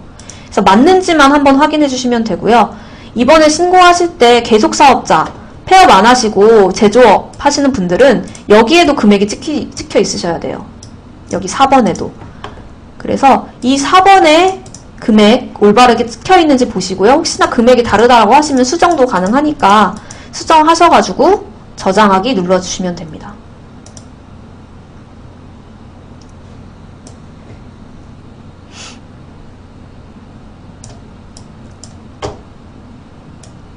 그래서 이런 식으로 자동으로 계산이 됩니다. 의제 매입세 공제 신고. 그래서 이렇게 자동으로 작성이 되고요.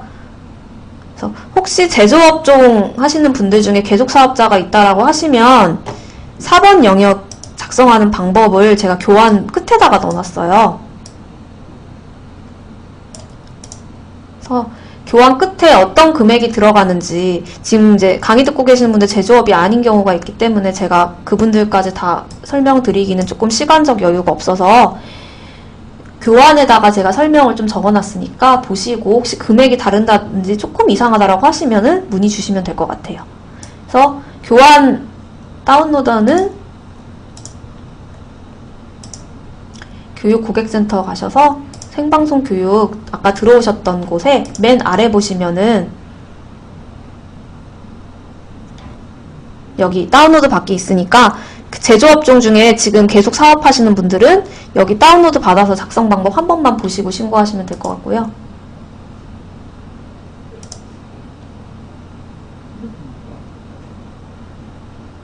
그래서 지금부터 이제 신고서, 다 공통적으로 적용되는 신고서랑 어떻게 신고 진행해야 될지 설명을 좀 드릴게요.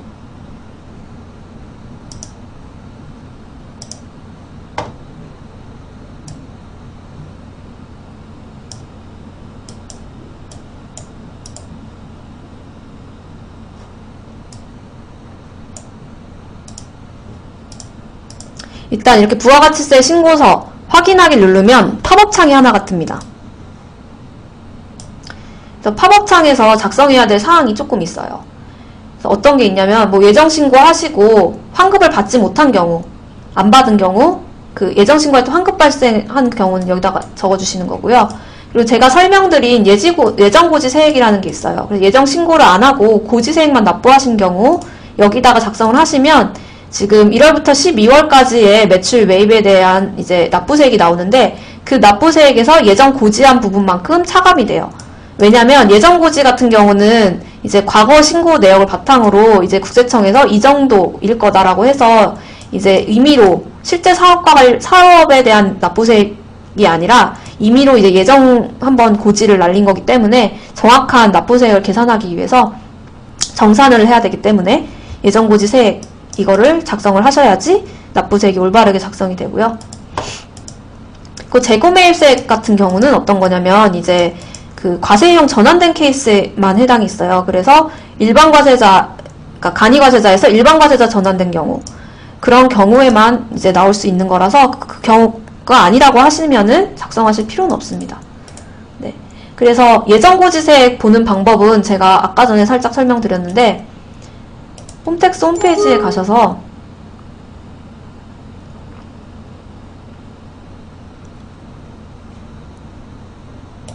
조회 발급이라는 메뉴에 들어가시면 여기 세금 신고 납부에 부가세 예정고지세액 조회라고 있어요. 그래서 내가 지금 예정고지를 받았었나? 라고 모르시는 분들은 한번 여기서 조회를 해주세요. 그래서 본인의 예정고지 금액이 딱 나오거든요. 그래서 여기서 0원이면은 아까 그 파업창 예정고지세액에는 기재하실 필요가 없고요. 있으시다라고 하면은 그때는 팝업창 아까 전에 보여드린 두 번째 예정고지세액에다가 기재를 해주셔야 돼요. 그래서 여기다 기재를 하고 신고를 하셔야 된다는 거.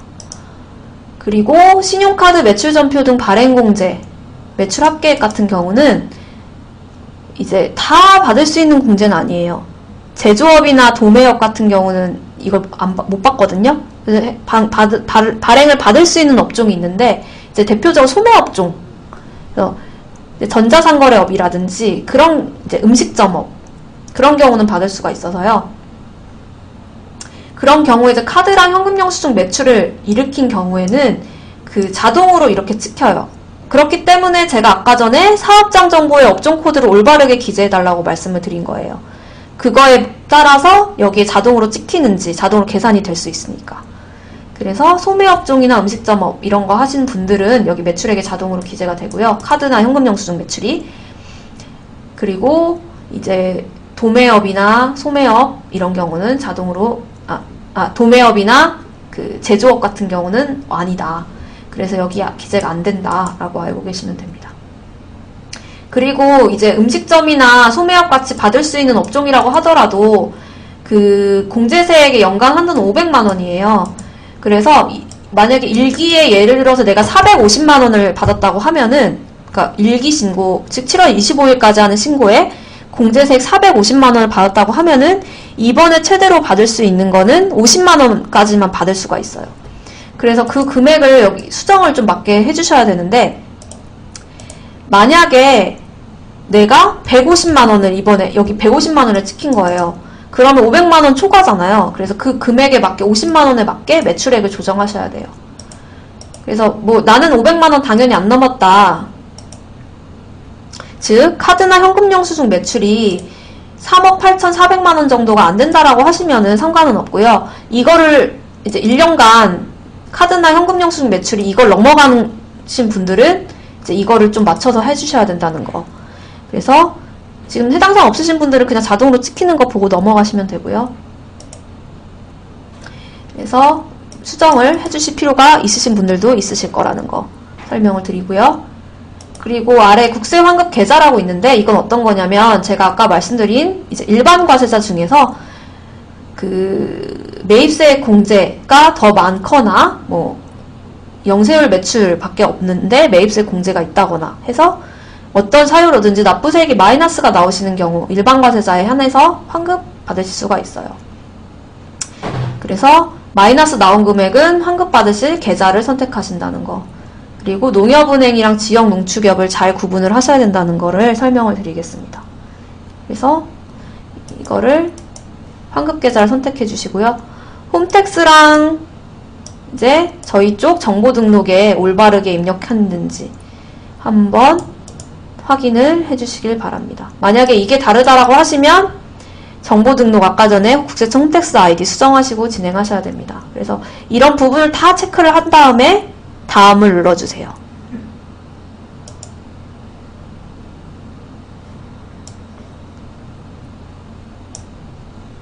제가 신고서 보는 법은 잠시 후에 설명드릴 거고요. 일단 신고서 보는 법은 제가 설명을 이제 좀 자세하게 해야 돼서요. 흐름이 끊길 수도 있으니까 신고하는 방법만 쭉 설명을 일단 드릴게요. 그래서 내 납부세액이 이 정도고 닫기를 누릅니다. 그 다음에 이 주황색 버튼을 눌러주세요.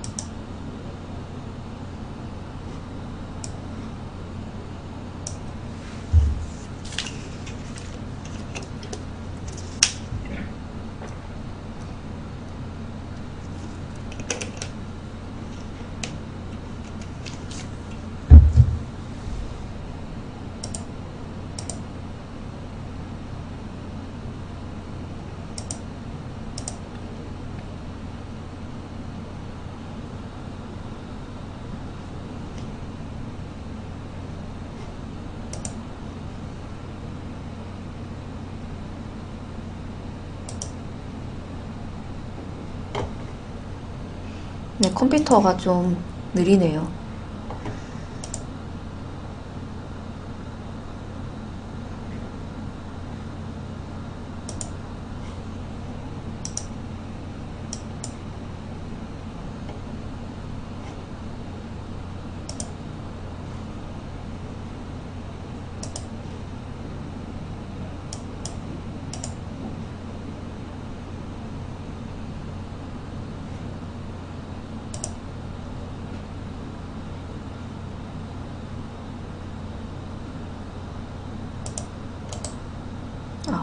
네.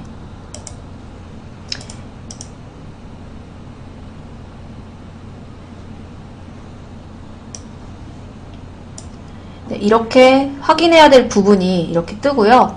그 다음에 여기 보시면 파일 변환 신고라고 있는데 파일 변환 이제 신고는 지금 하고 계시는 신고라고 알고 계시면 됩니다. 그래서 파일을 이제 암호화하는 작업을 하고요. 복호화는 국세청 홈택스에서 한다. 이렇게 알고 계시면 됩니다. 그래서 확인 누른 다음에 비밀번호는 이제 임의의 비밀번호예요. 그래서 뭐 국세청 비밀번호라든지 이지샵 비밀번호를 쓰셔도 상관은 없지만 특수문자 제외한 거기 때문에 숫자랑 영문자로만 조합하실 수 있다는 것만 참고하셔서 기억은 하셔야 돼요. 그래서 저는 1, 2, 3, 4, 5, 6, 7, 8로 할 거고요.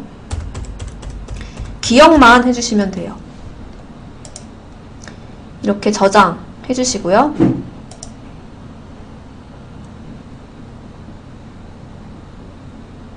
하면은 아래 이렇게 떠요. 그래서 이 상태에서 그냥 저장하시면 어디다 저장하신지를 모르잖아요. 그래서 세모 이렇게 누르셔서 다른 이름으로 저장 눌러주시고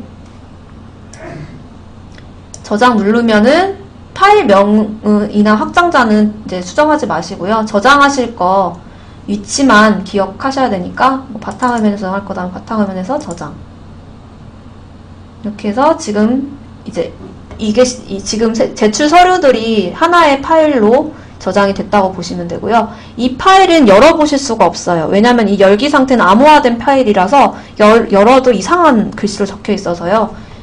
이거는 나중에 신고를 완료하고 나서 확인을 하실 수가 있어요. 그 다음에 그렇기 때문에 열기는 하시지 마시고요. 그냥 닫아주세요. 그 다음에 이게 끝이 아니고요. 홈택스 홈페이지에 들어가셔서 국세청 홈택스 전자신고하기 누르신 다음에 저는 미리 띄워놨으니까 이걸 활용할게요. 여기서 신고 납부를 누릅니다. 네, 신고 납부에서 부가가치세를 누릅니다. 근데 저는 이제 사업자가 아니라서요. 저는 근로자라서 사업자 아이디가 없어요. 그렇기 때문에 지금부터는 이제 예전에 저희가 찍어놓은 동영상 강의가 있는데 그걸 바탕으로 해서 제가 설명을 좀 드릴게요.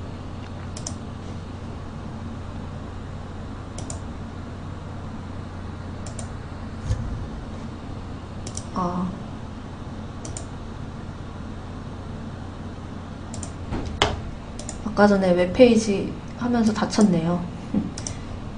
잠시만요. 여기 아래도 있어서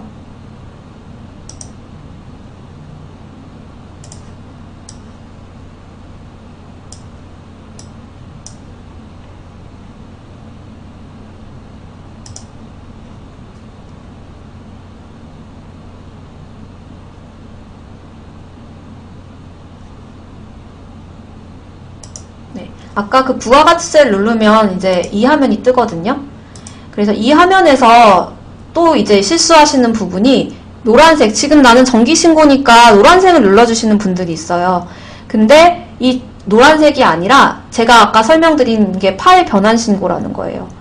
그래서 이 회색 버튼을 누르셔야지 저희 아까 그 암호화된 파일을 업로드 하실 수가 있어요.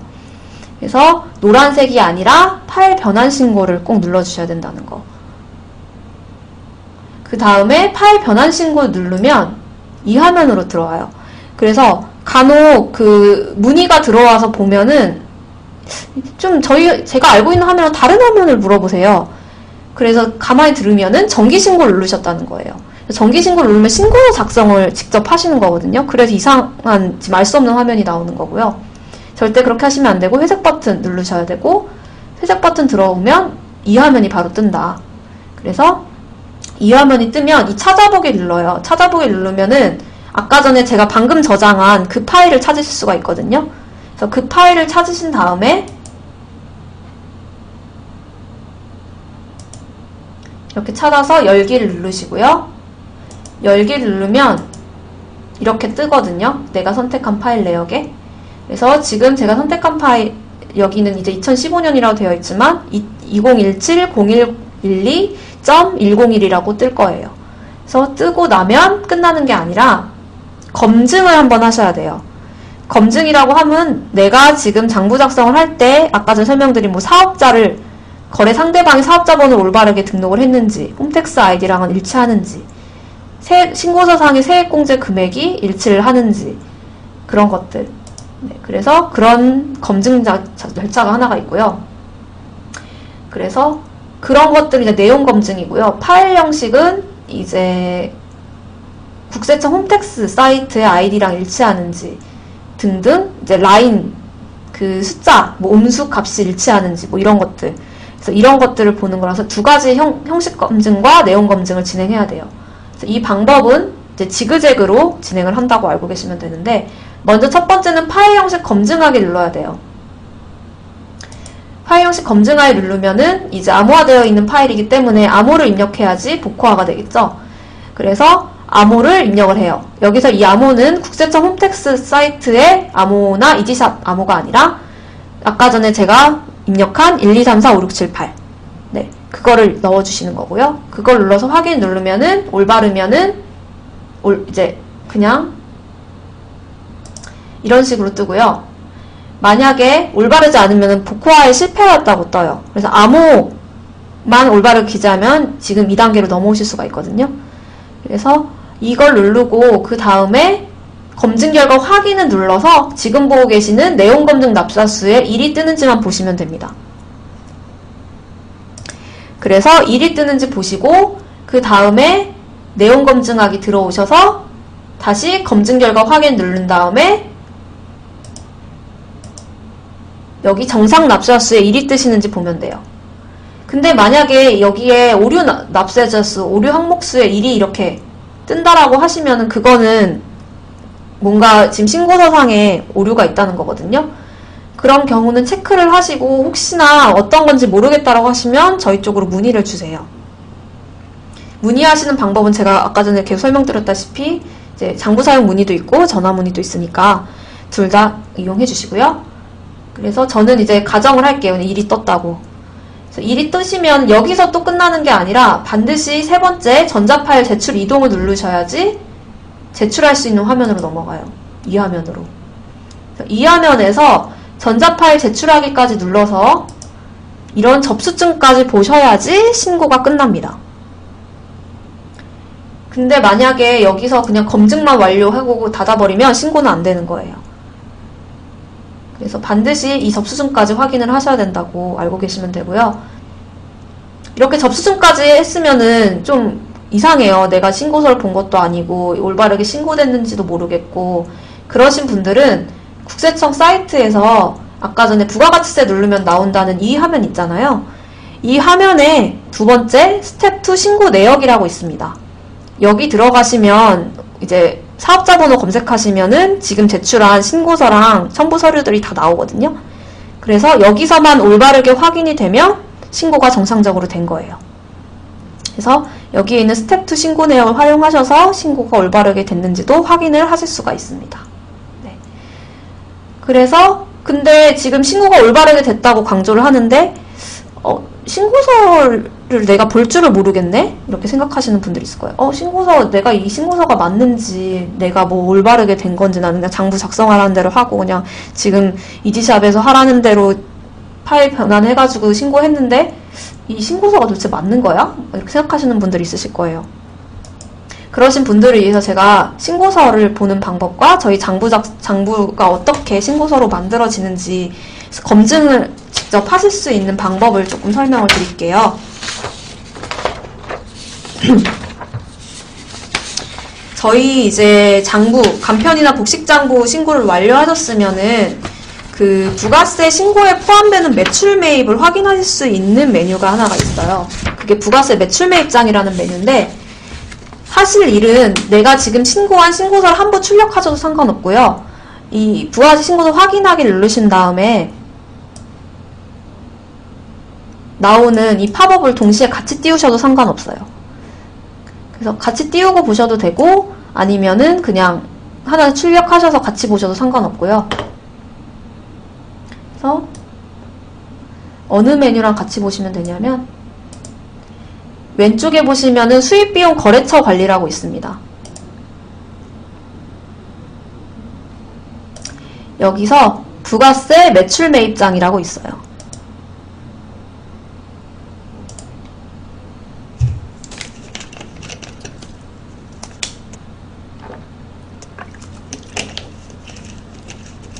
여기가 이제 부가세 신고서에 포함되는 매출과 매입을 정리해 놓은 곳이고요.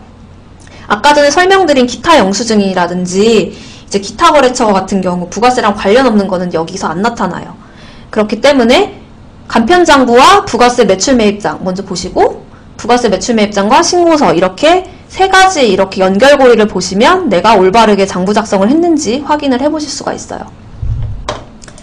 그래서 여기에 들어오셔서 기간을 상당히 긴급발 늘려서 7월부터 12월까지 놓고 조회를 눌러주시면 이번 신고 대상이 나오고요. 혹시 예정 신고하신 분들은 이렇게 10월부터 12월로 놓고 조회하시면 돼요.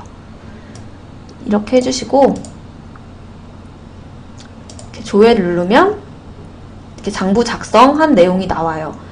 근데 이제 제가 조금 같이 검증을 해보려고 교환에다가 예제를 하나 실어놨거든요. 그래서 교환해 보시면은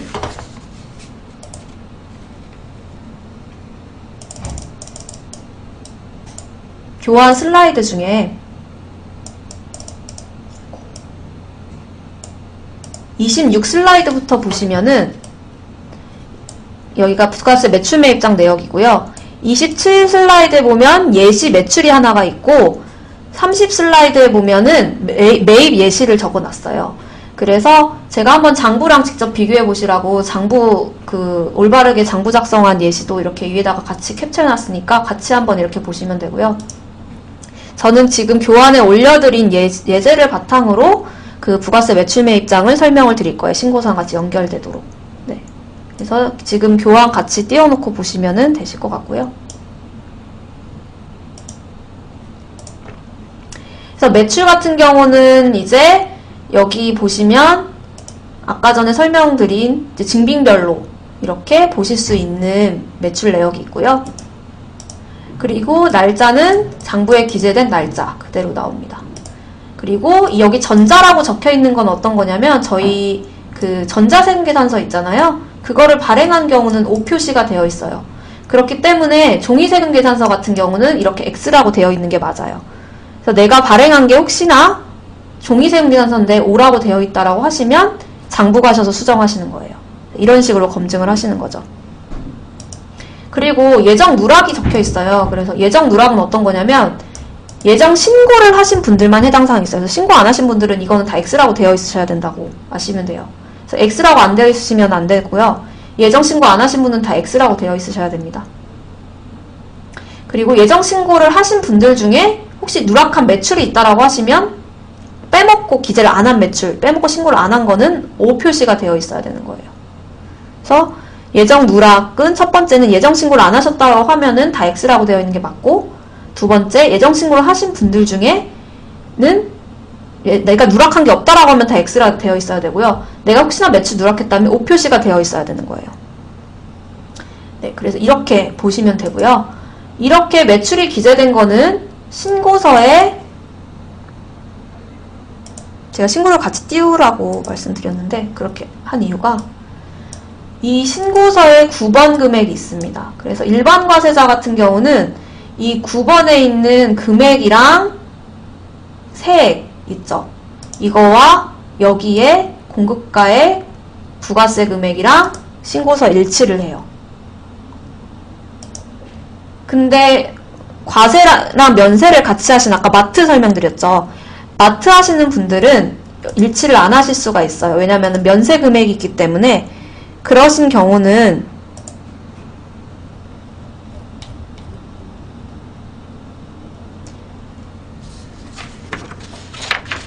(3페이지로) 넘어가시면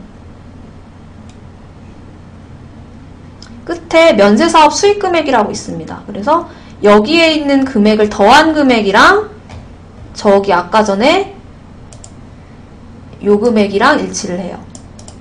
그래서 이런 식으로 검증을 하실 수 있다라고 아시면 되고요. 그리고 이제 신고서상에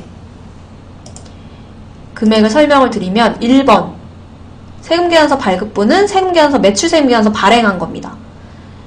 여기에는 전자인지 종이인지 구분을 안 해요. 그래서 세금계산서는 무조건 여기다 기재가 되어 있어야 되고요. 그리고 카드 매출이나 현금 영수증 매출한 거는 3번에 기재가 되어 있어야 됩니다. 그래서 이런 식으로 부가세 매출 매입장을 보시면 더한 금액이 다 일치를 해야 돼요. 9만원 이런 식으로. 그래서 이렇게 보시고, 그러면 이제 기타가 있죠. 기타는 어떤 거냐면 이 외의 매출, 즉 현금 매출도 여기 기재가 됩니다. 그리고 포인트 매출, 뭐 기타 매출로 기재한 거. 그래서 그런 것들, 그래서 이런 거는 4번에 기재가 된다. 그리고 수출하시는 분들 중에서 그냥 세금계산서 발행 안 한 영세율 매출은 6번에 기재가 되고요. 영세율 매출 중에서 세금계산서 기재한 거는 5번에 기재가 돼야 된다. 이런 식으로 읽어보시면 돼요. 그리고 이제 예정신고 누락분에 혹시 찍혀 있으신 분들은, 내가 예정신고도 안 했는데 여기 찍혀 있으시면 안 되거든요. 그러신 분들은 세무신고하기에서 예정신고 기간인 7월부터 9월을 조회하셔서 마감을 한번 풀어보셔야 돼요. 풀고서 다시 7월부터 12월에 신고서를 만드셔야 됩니다. 그래서 혹시 이 방법을 좀 모르겠다고 하시는 분들은 문의 한번 주시고요. 예정 누락분에 만약에 누락분이 찍혀있다. 나는 예정신고도 아닌데 누락분이 찍혀있다든지, 난 예정신고를 했지만 누락한 적이 없다 라고 하시는 분들인데 신고서에 찍혀있다라고 하시면은 한번 부가세 매출 매입장 들어와서 이런 식으로 대조를 좀 해보셔야 될 것 같아요. 그래서 예정신고 기간에 마감을 풀고 다시 한번 신고서를 만들면 되는데, 그게 어렵다라고 하시면 문의를 주시면 됩니다. 그리고 이제 이렇게 매출은 확인하시면 되고요. 매입 같은 경우는 지출한 내용인데, 여기 보시면 이상한 게 하나 있으실 거예요. 제 예시 같은 경우는 5개 거래가 있었는데 여긴 4개밖에 없어요. 그 이유는 예시 거래 중에 보시면 간이 영수증 발급받고 기타 영수증으로 찍은 게 있어요. 여기 3번 거래. 분명히 장부에는 기재를 했는데 여긴 없는 거예요. 왜냐면 부가세랑 관련이 없어서. 제가 그래서 아까 설명드렸죠. 기타 영수증 발급, 만약에 다른 정규증빙 받았으면 정규증빙으로 기재하라고. 그래서 매입세 공제를 못 받는다, 기타 영수증은. 네. 그래서 기타 영수증 아예 관련이 없기 때문에 여기 안 나타나고요. 그리고 이런 식으로 증빙별로 해서 볼 수 있다. 정규증빙만 당연히 나타나겠죠. 부가세랑 관련이 있으니까. 그래서 이렇게 보고, 그 다음에 불공은 어떤 거냐면, 아까 매입세 불공제 거래입니까에 체크한 경우인데, 그 중에서 내가 그 세금계산서 받은 거, 그게 기재가 돼요. 그래서 세금계산서 발급받았는데 불공제입니까에 체크를 했다면 O 표시가 찍히고요. 그렇지 않으면 X. 네, 이렇게 찍혀 있습니다. 그래서 불공이라는 거는 불공제의 줄임말이라고 아시면 되고요. 의제매입세 공제는 제가 아까 설명드린 그 의제매입, 면세품, 과세사업, 그 제조나 음식점업 영위하고 면세품 샀는데 그 면세품을 과세사업, 즉 음식 만들거나 제품 만드는데 이용했다라고 하면 여기 O 표시가 되어 있어야 되고요. 만약 O 표시가 안 되어 있다라고 하면은 내가 지금 해당하는 거래가 의제매입세 공제 맞는데 O 표시 안 되어 있다라고 하시면 간편장부나 복식장부 비용 들어가셔서 해당하는 거래 찾아서 다시 지불 방법 체크 진행하셔야 돼요. 네. 그래서 이런 식으로 검증을 해보셔야 된다는 거. 네. 그리고 공통 같은 경우는 과세랑 면세 겸용하시는 분들만 해당 사항이 있다. 그래서 그렇지 않으면 다 X라고 찍히는 게 맞다. 이렇게 하시면 되고요. 전자는 전자세금계산서나 전자계산서 발급받으신 거. 그래서 그런 경우는 O 표시. 종이 세금계산서, 종이 계산서 발급받으셨으면 여기엔 X. 그리고 예정 누락은 계속 강조드리지만 예정신고 안 하신 분들은 다 X 표시 되어 있어야 된다. 그리고 만약 예정신고를 했음에도 누락이 없는데도 O 표시 되어 있다. 이건 안 된다. 네, 그래서 알고 계시면 됩니다. 이렇게. 그래서 신고서를 또 보면은 어떻게 되어 있냐면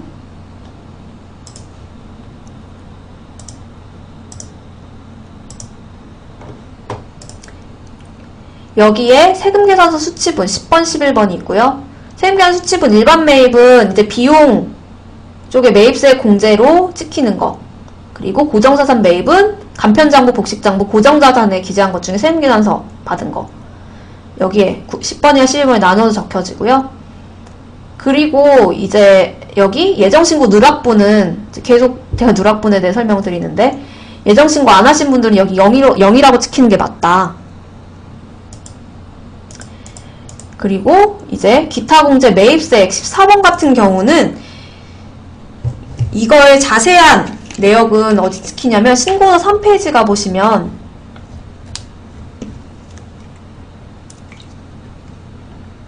명세가 있어요.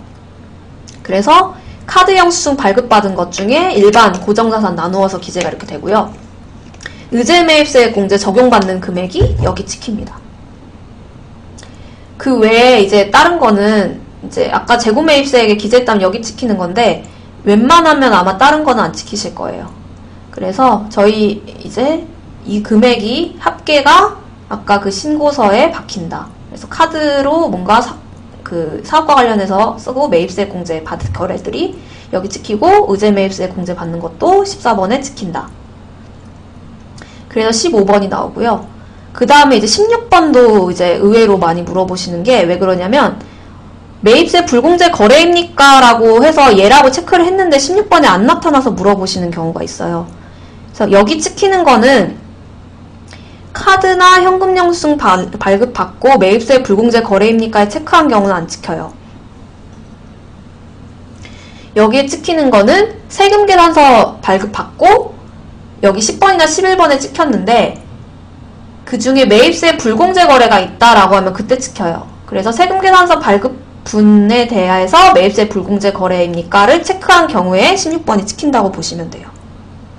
그래서 만약 세금계산서 그러니까 뭐 차량 유류라든지 차량 수리비 이런 거에도 세금계산서 발급 안 받았다라고 하면은 16번에는 안 찍히는 거예요. 그래서 그런 그 발급을 이제 그 차량 유류나 이제 그 매입세 불공제 대상인 차량 유류, 차량 수리비를 지출을 하고 세금계산서를 발급 받았는데 만약에 매입세 불공제 거래입니까 체크를 했다라고 하면은 그때는 10번, 11번에도 찍히고 16번에도 찍히고 이렇게 되는 거고요. 카드로 긁고서 이제 차량 유류 거기 지불 방법에 매입세 불공제 거래입니까에 체크를 했다면 그때는 16번은 아예 안 찍혀요. 네, 말이 좀 어렵죠?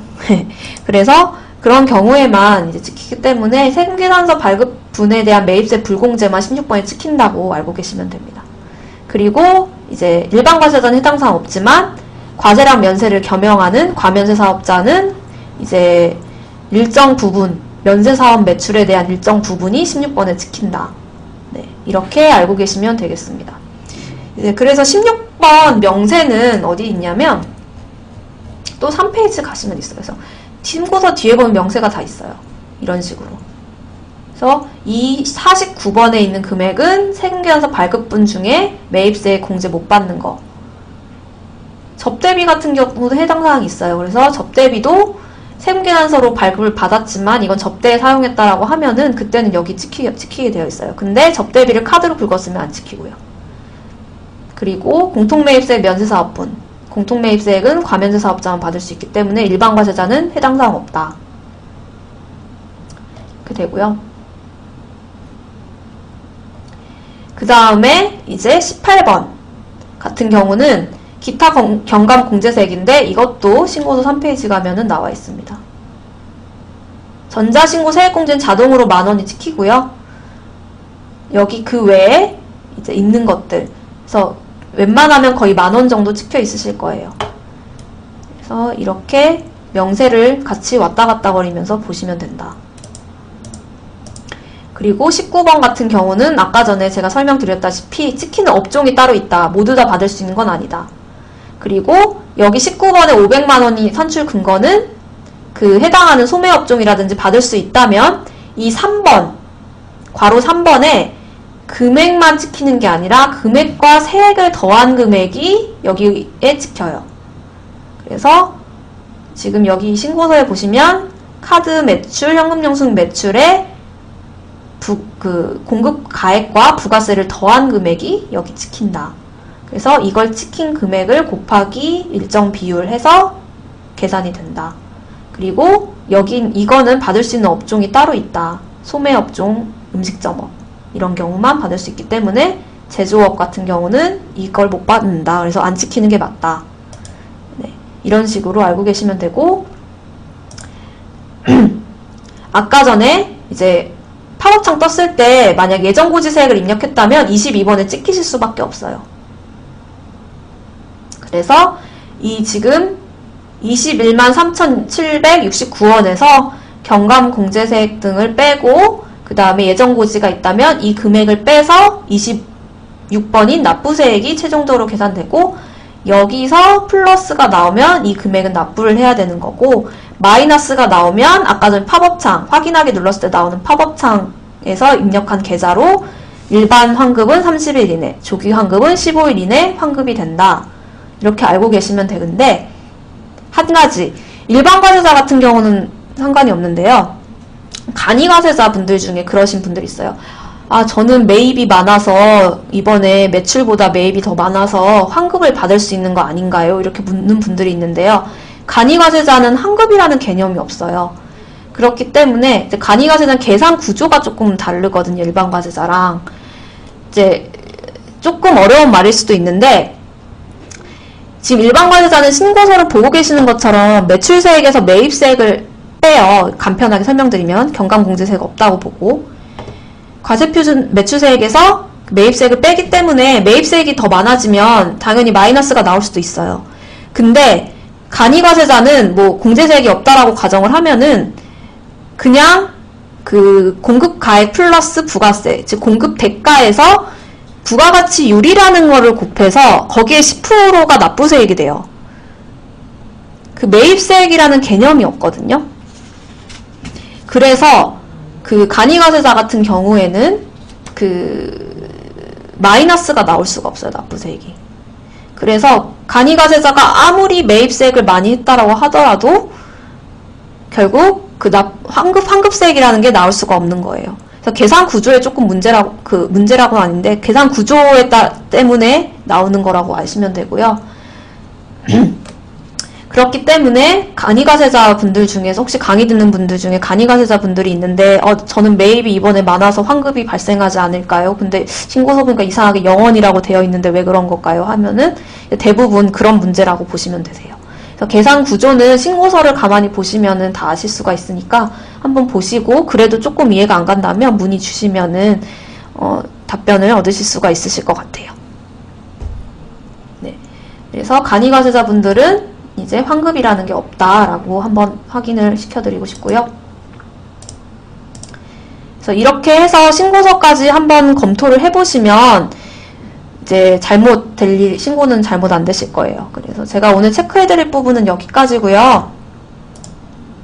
강의가 조금 길어져가지고 지루하신 분들도 많았을 텐데 지금까지 기다려주신 보람이 있도록 제가 이제 문제를 내고 맞춰주신 분들 대상으로 커피 등 소정의 상품을 조금 제공해 드리려고 합니다. 그래서 오늘의 문제는 일부러 강의가 길어서 좀 쉬운 문제로 만들었어요.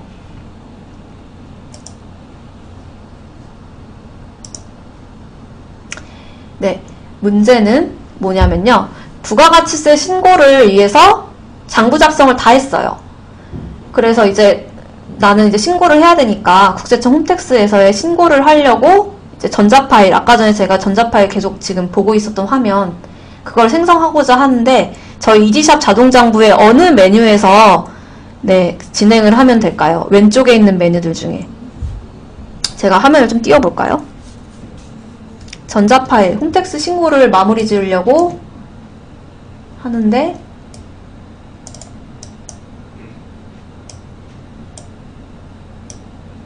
네, 보이시죠? 네, 왼쪽에 메뉴 여기 여러 개 있는데 어느 메뉴에서 해야 될까요? 네, 아시는 분들은 댓글로 남겨주시면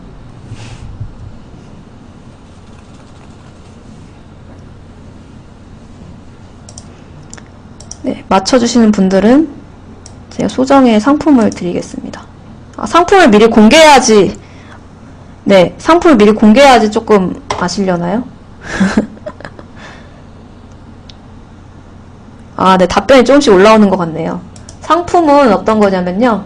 아이고, 아까 전에 몇 페이지 복구가 되면서 다 지워져 버렸네요. 제가 준비를 해놨는데. 그럼 제가 써야겠네요. 일단, 날씨가 너무 춥죠? 스타벅스의 라떼 제공해 드릴 거고요. 그리고, 조스 떡볶이. 네, 세트가 있더라고요. 그래서 그게 맛있어 보여가지고 제가 오늘 점심에 떡볶이를 먹었는데 떡볶이가 맛있어 보여가지고 그걸 드릴 거고요. 그리고 또 이제 배부르게 햄버거 드시고 힘내서 신고하시려고 햄버거, 그리고 날씨가 추운데 뭐 이열치열이 있듯이 아이스크림 드시고 추위를 이겨내시라고 베스킨라빈스 아이스크림 상품권을 제가 준비를 해놨습니다. 네. 그래서 맞춰주신 분들은 네, 한 분을 제가 더 추가로 드리려고 하는데요. 일단 오늘 댓글 통해서 활발하게 참여해주신 KYH360202님, 네, 이분이랑, 그리고 지금 답 맞춰주신 DKANFM25번, 네, 이분이랑, 그리고 카카오톡 통해서 활발하게 참여해주신 분이 한 분 계셔서 그분도 드릴게요. JULIE 꿈사랑님, 네, 지금 말씀드린 분들은 제가 드릴 수 있게 핸드폰 번호를 좀 알려주셔야 돼요. 근데 공개하기 좀 그러시잖아요. 그래서 여기 우측 상단에 저희 장부 사용 문의, 또 응답이 안 하네요. 저희 이지샵 혹시 알고 계시면 우측 상단에 장부 사용 문의라든지 매니저한테 귓속말로 좀 알려주시면은 제가 방송 끝나고 바로 보내드릴게요.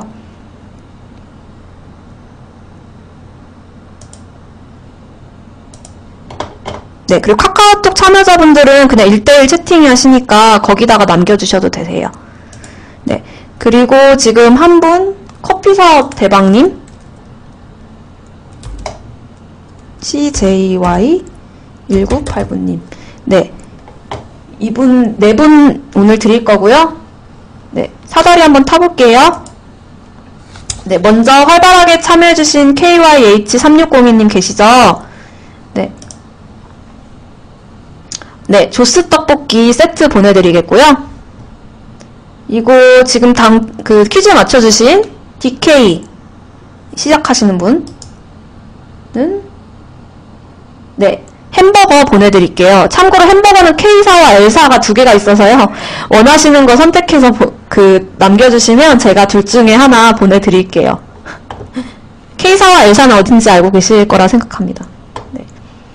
그리고요, JULIE님 카카오톡 참여자분, 네, 날씨 추우신데 라떼 드시면 될 것 같고요. 그리고 CJY1989님, 네, 베스킨라빈스 드리겠습니다. 네, 이거 드시고 추위 이겨내세요. 네, 그리고 오늘 참여해주신 분들 감사드리고, 중간에 조금 저희가 화면 조정하느라고 네, 좀 방송이 원활치 못해서 죄송하고요. 그리고 생방송 교육의 묘미라고 생각하고 좀 양해 부탁드릴게요. 네, 다음번에는 좀 더, 네, 원활하게 할 수 있게, 네, 노력하겠고, 궁금하신 거, 강의 끝나고도 궁금하신 거 있으시면 저희 문의에 많이 남겨주시고, 부가세 신고도 무사히 잘 마치셔가지고, 즐거운 설날 맞이하시기 바랍니다. 네, 이상으로 강의 마치겠습니다. 감사합니다.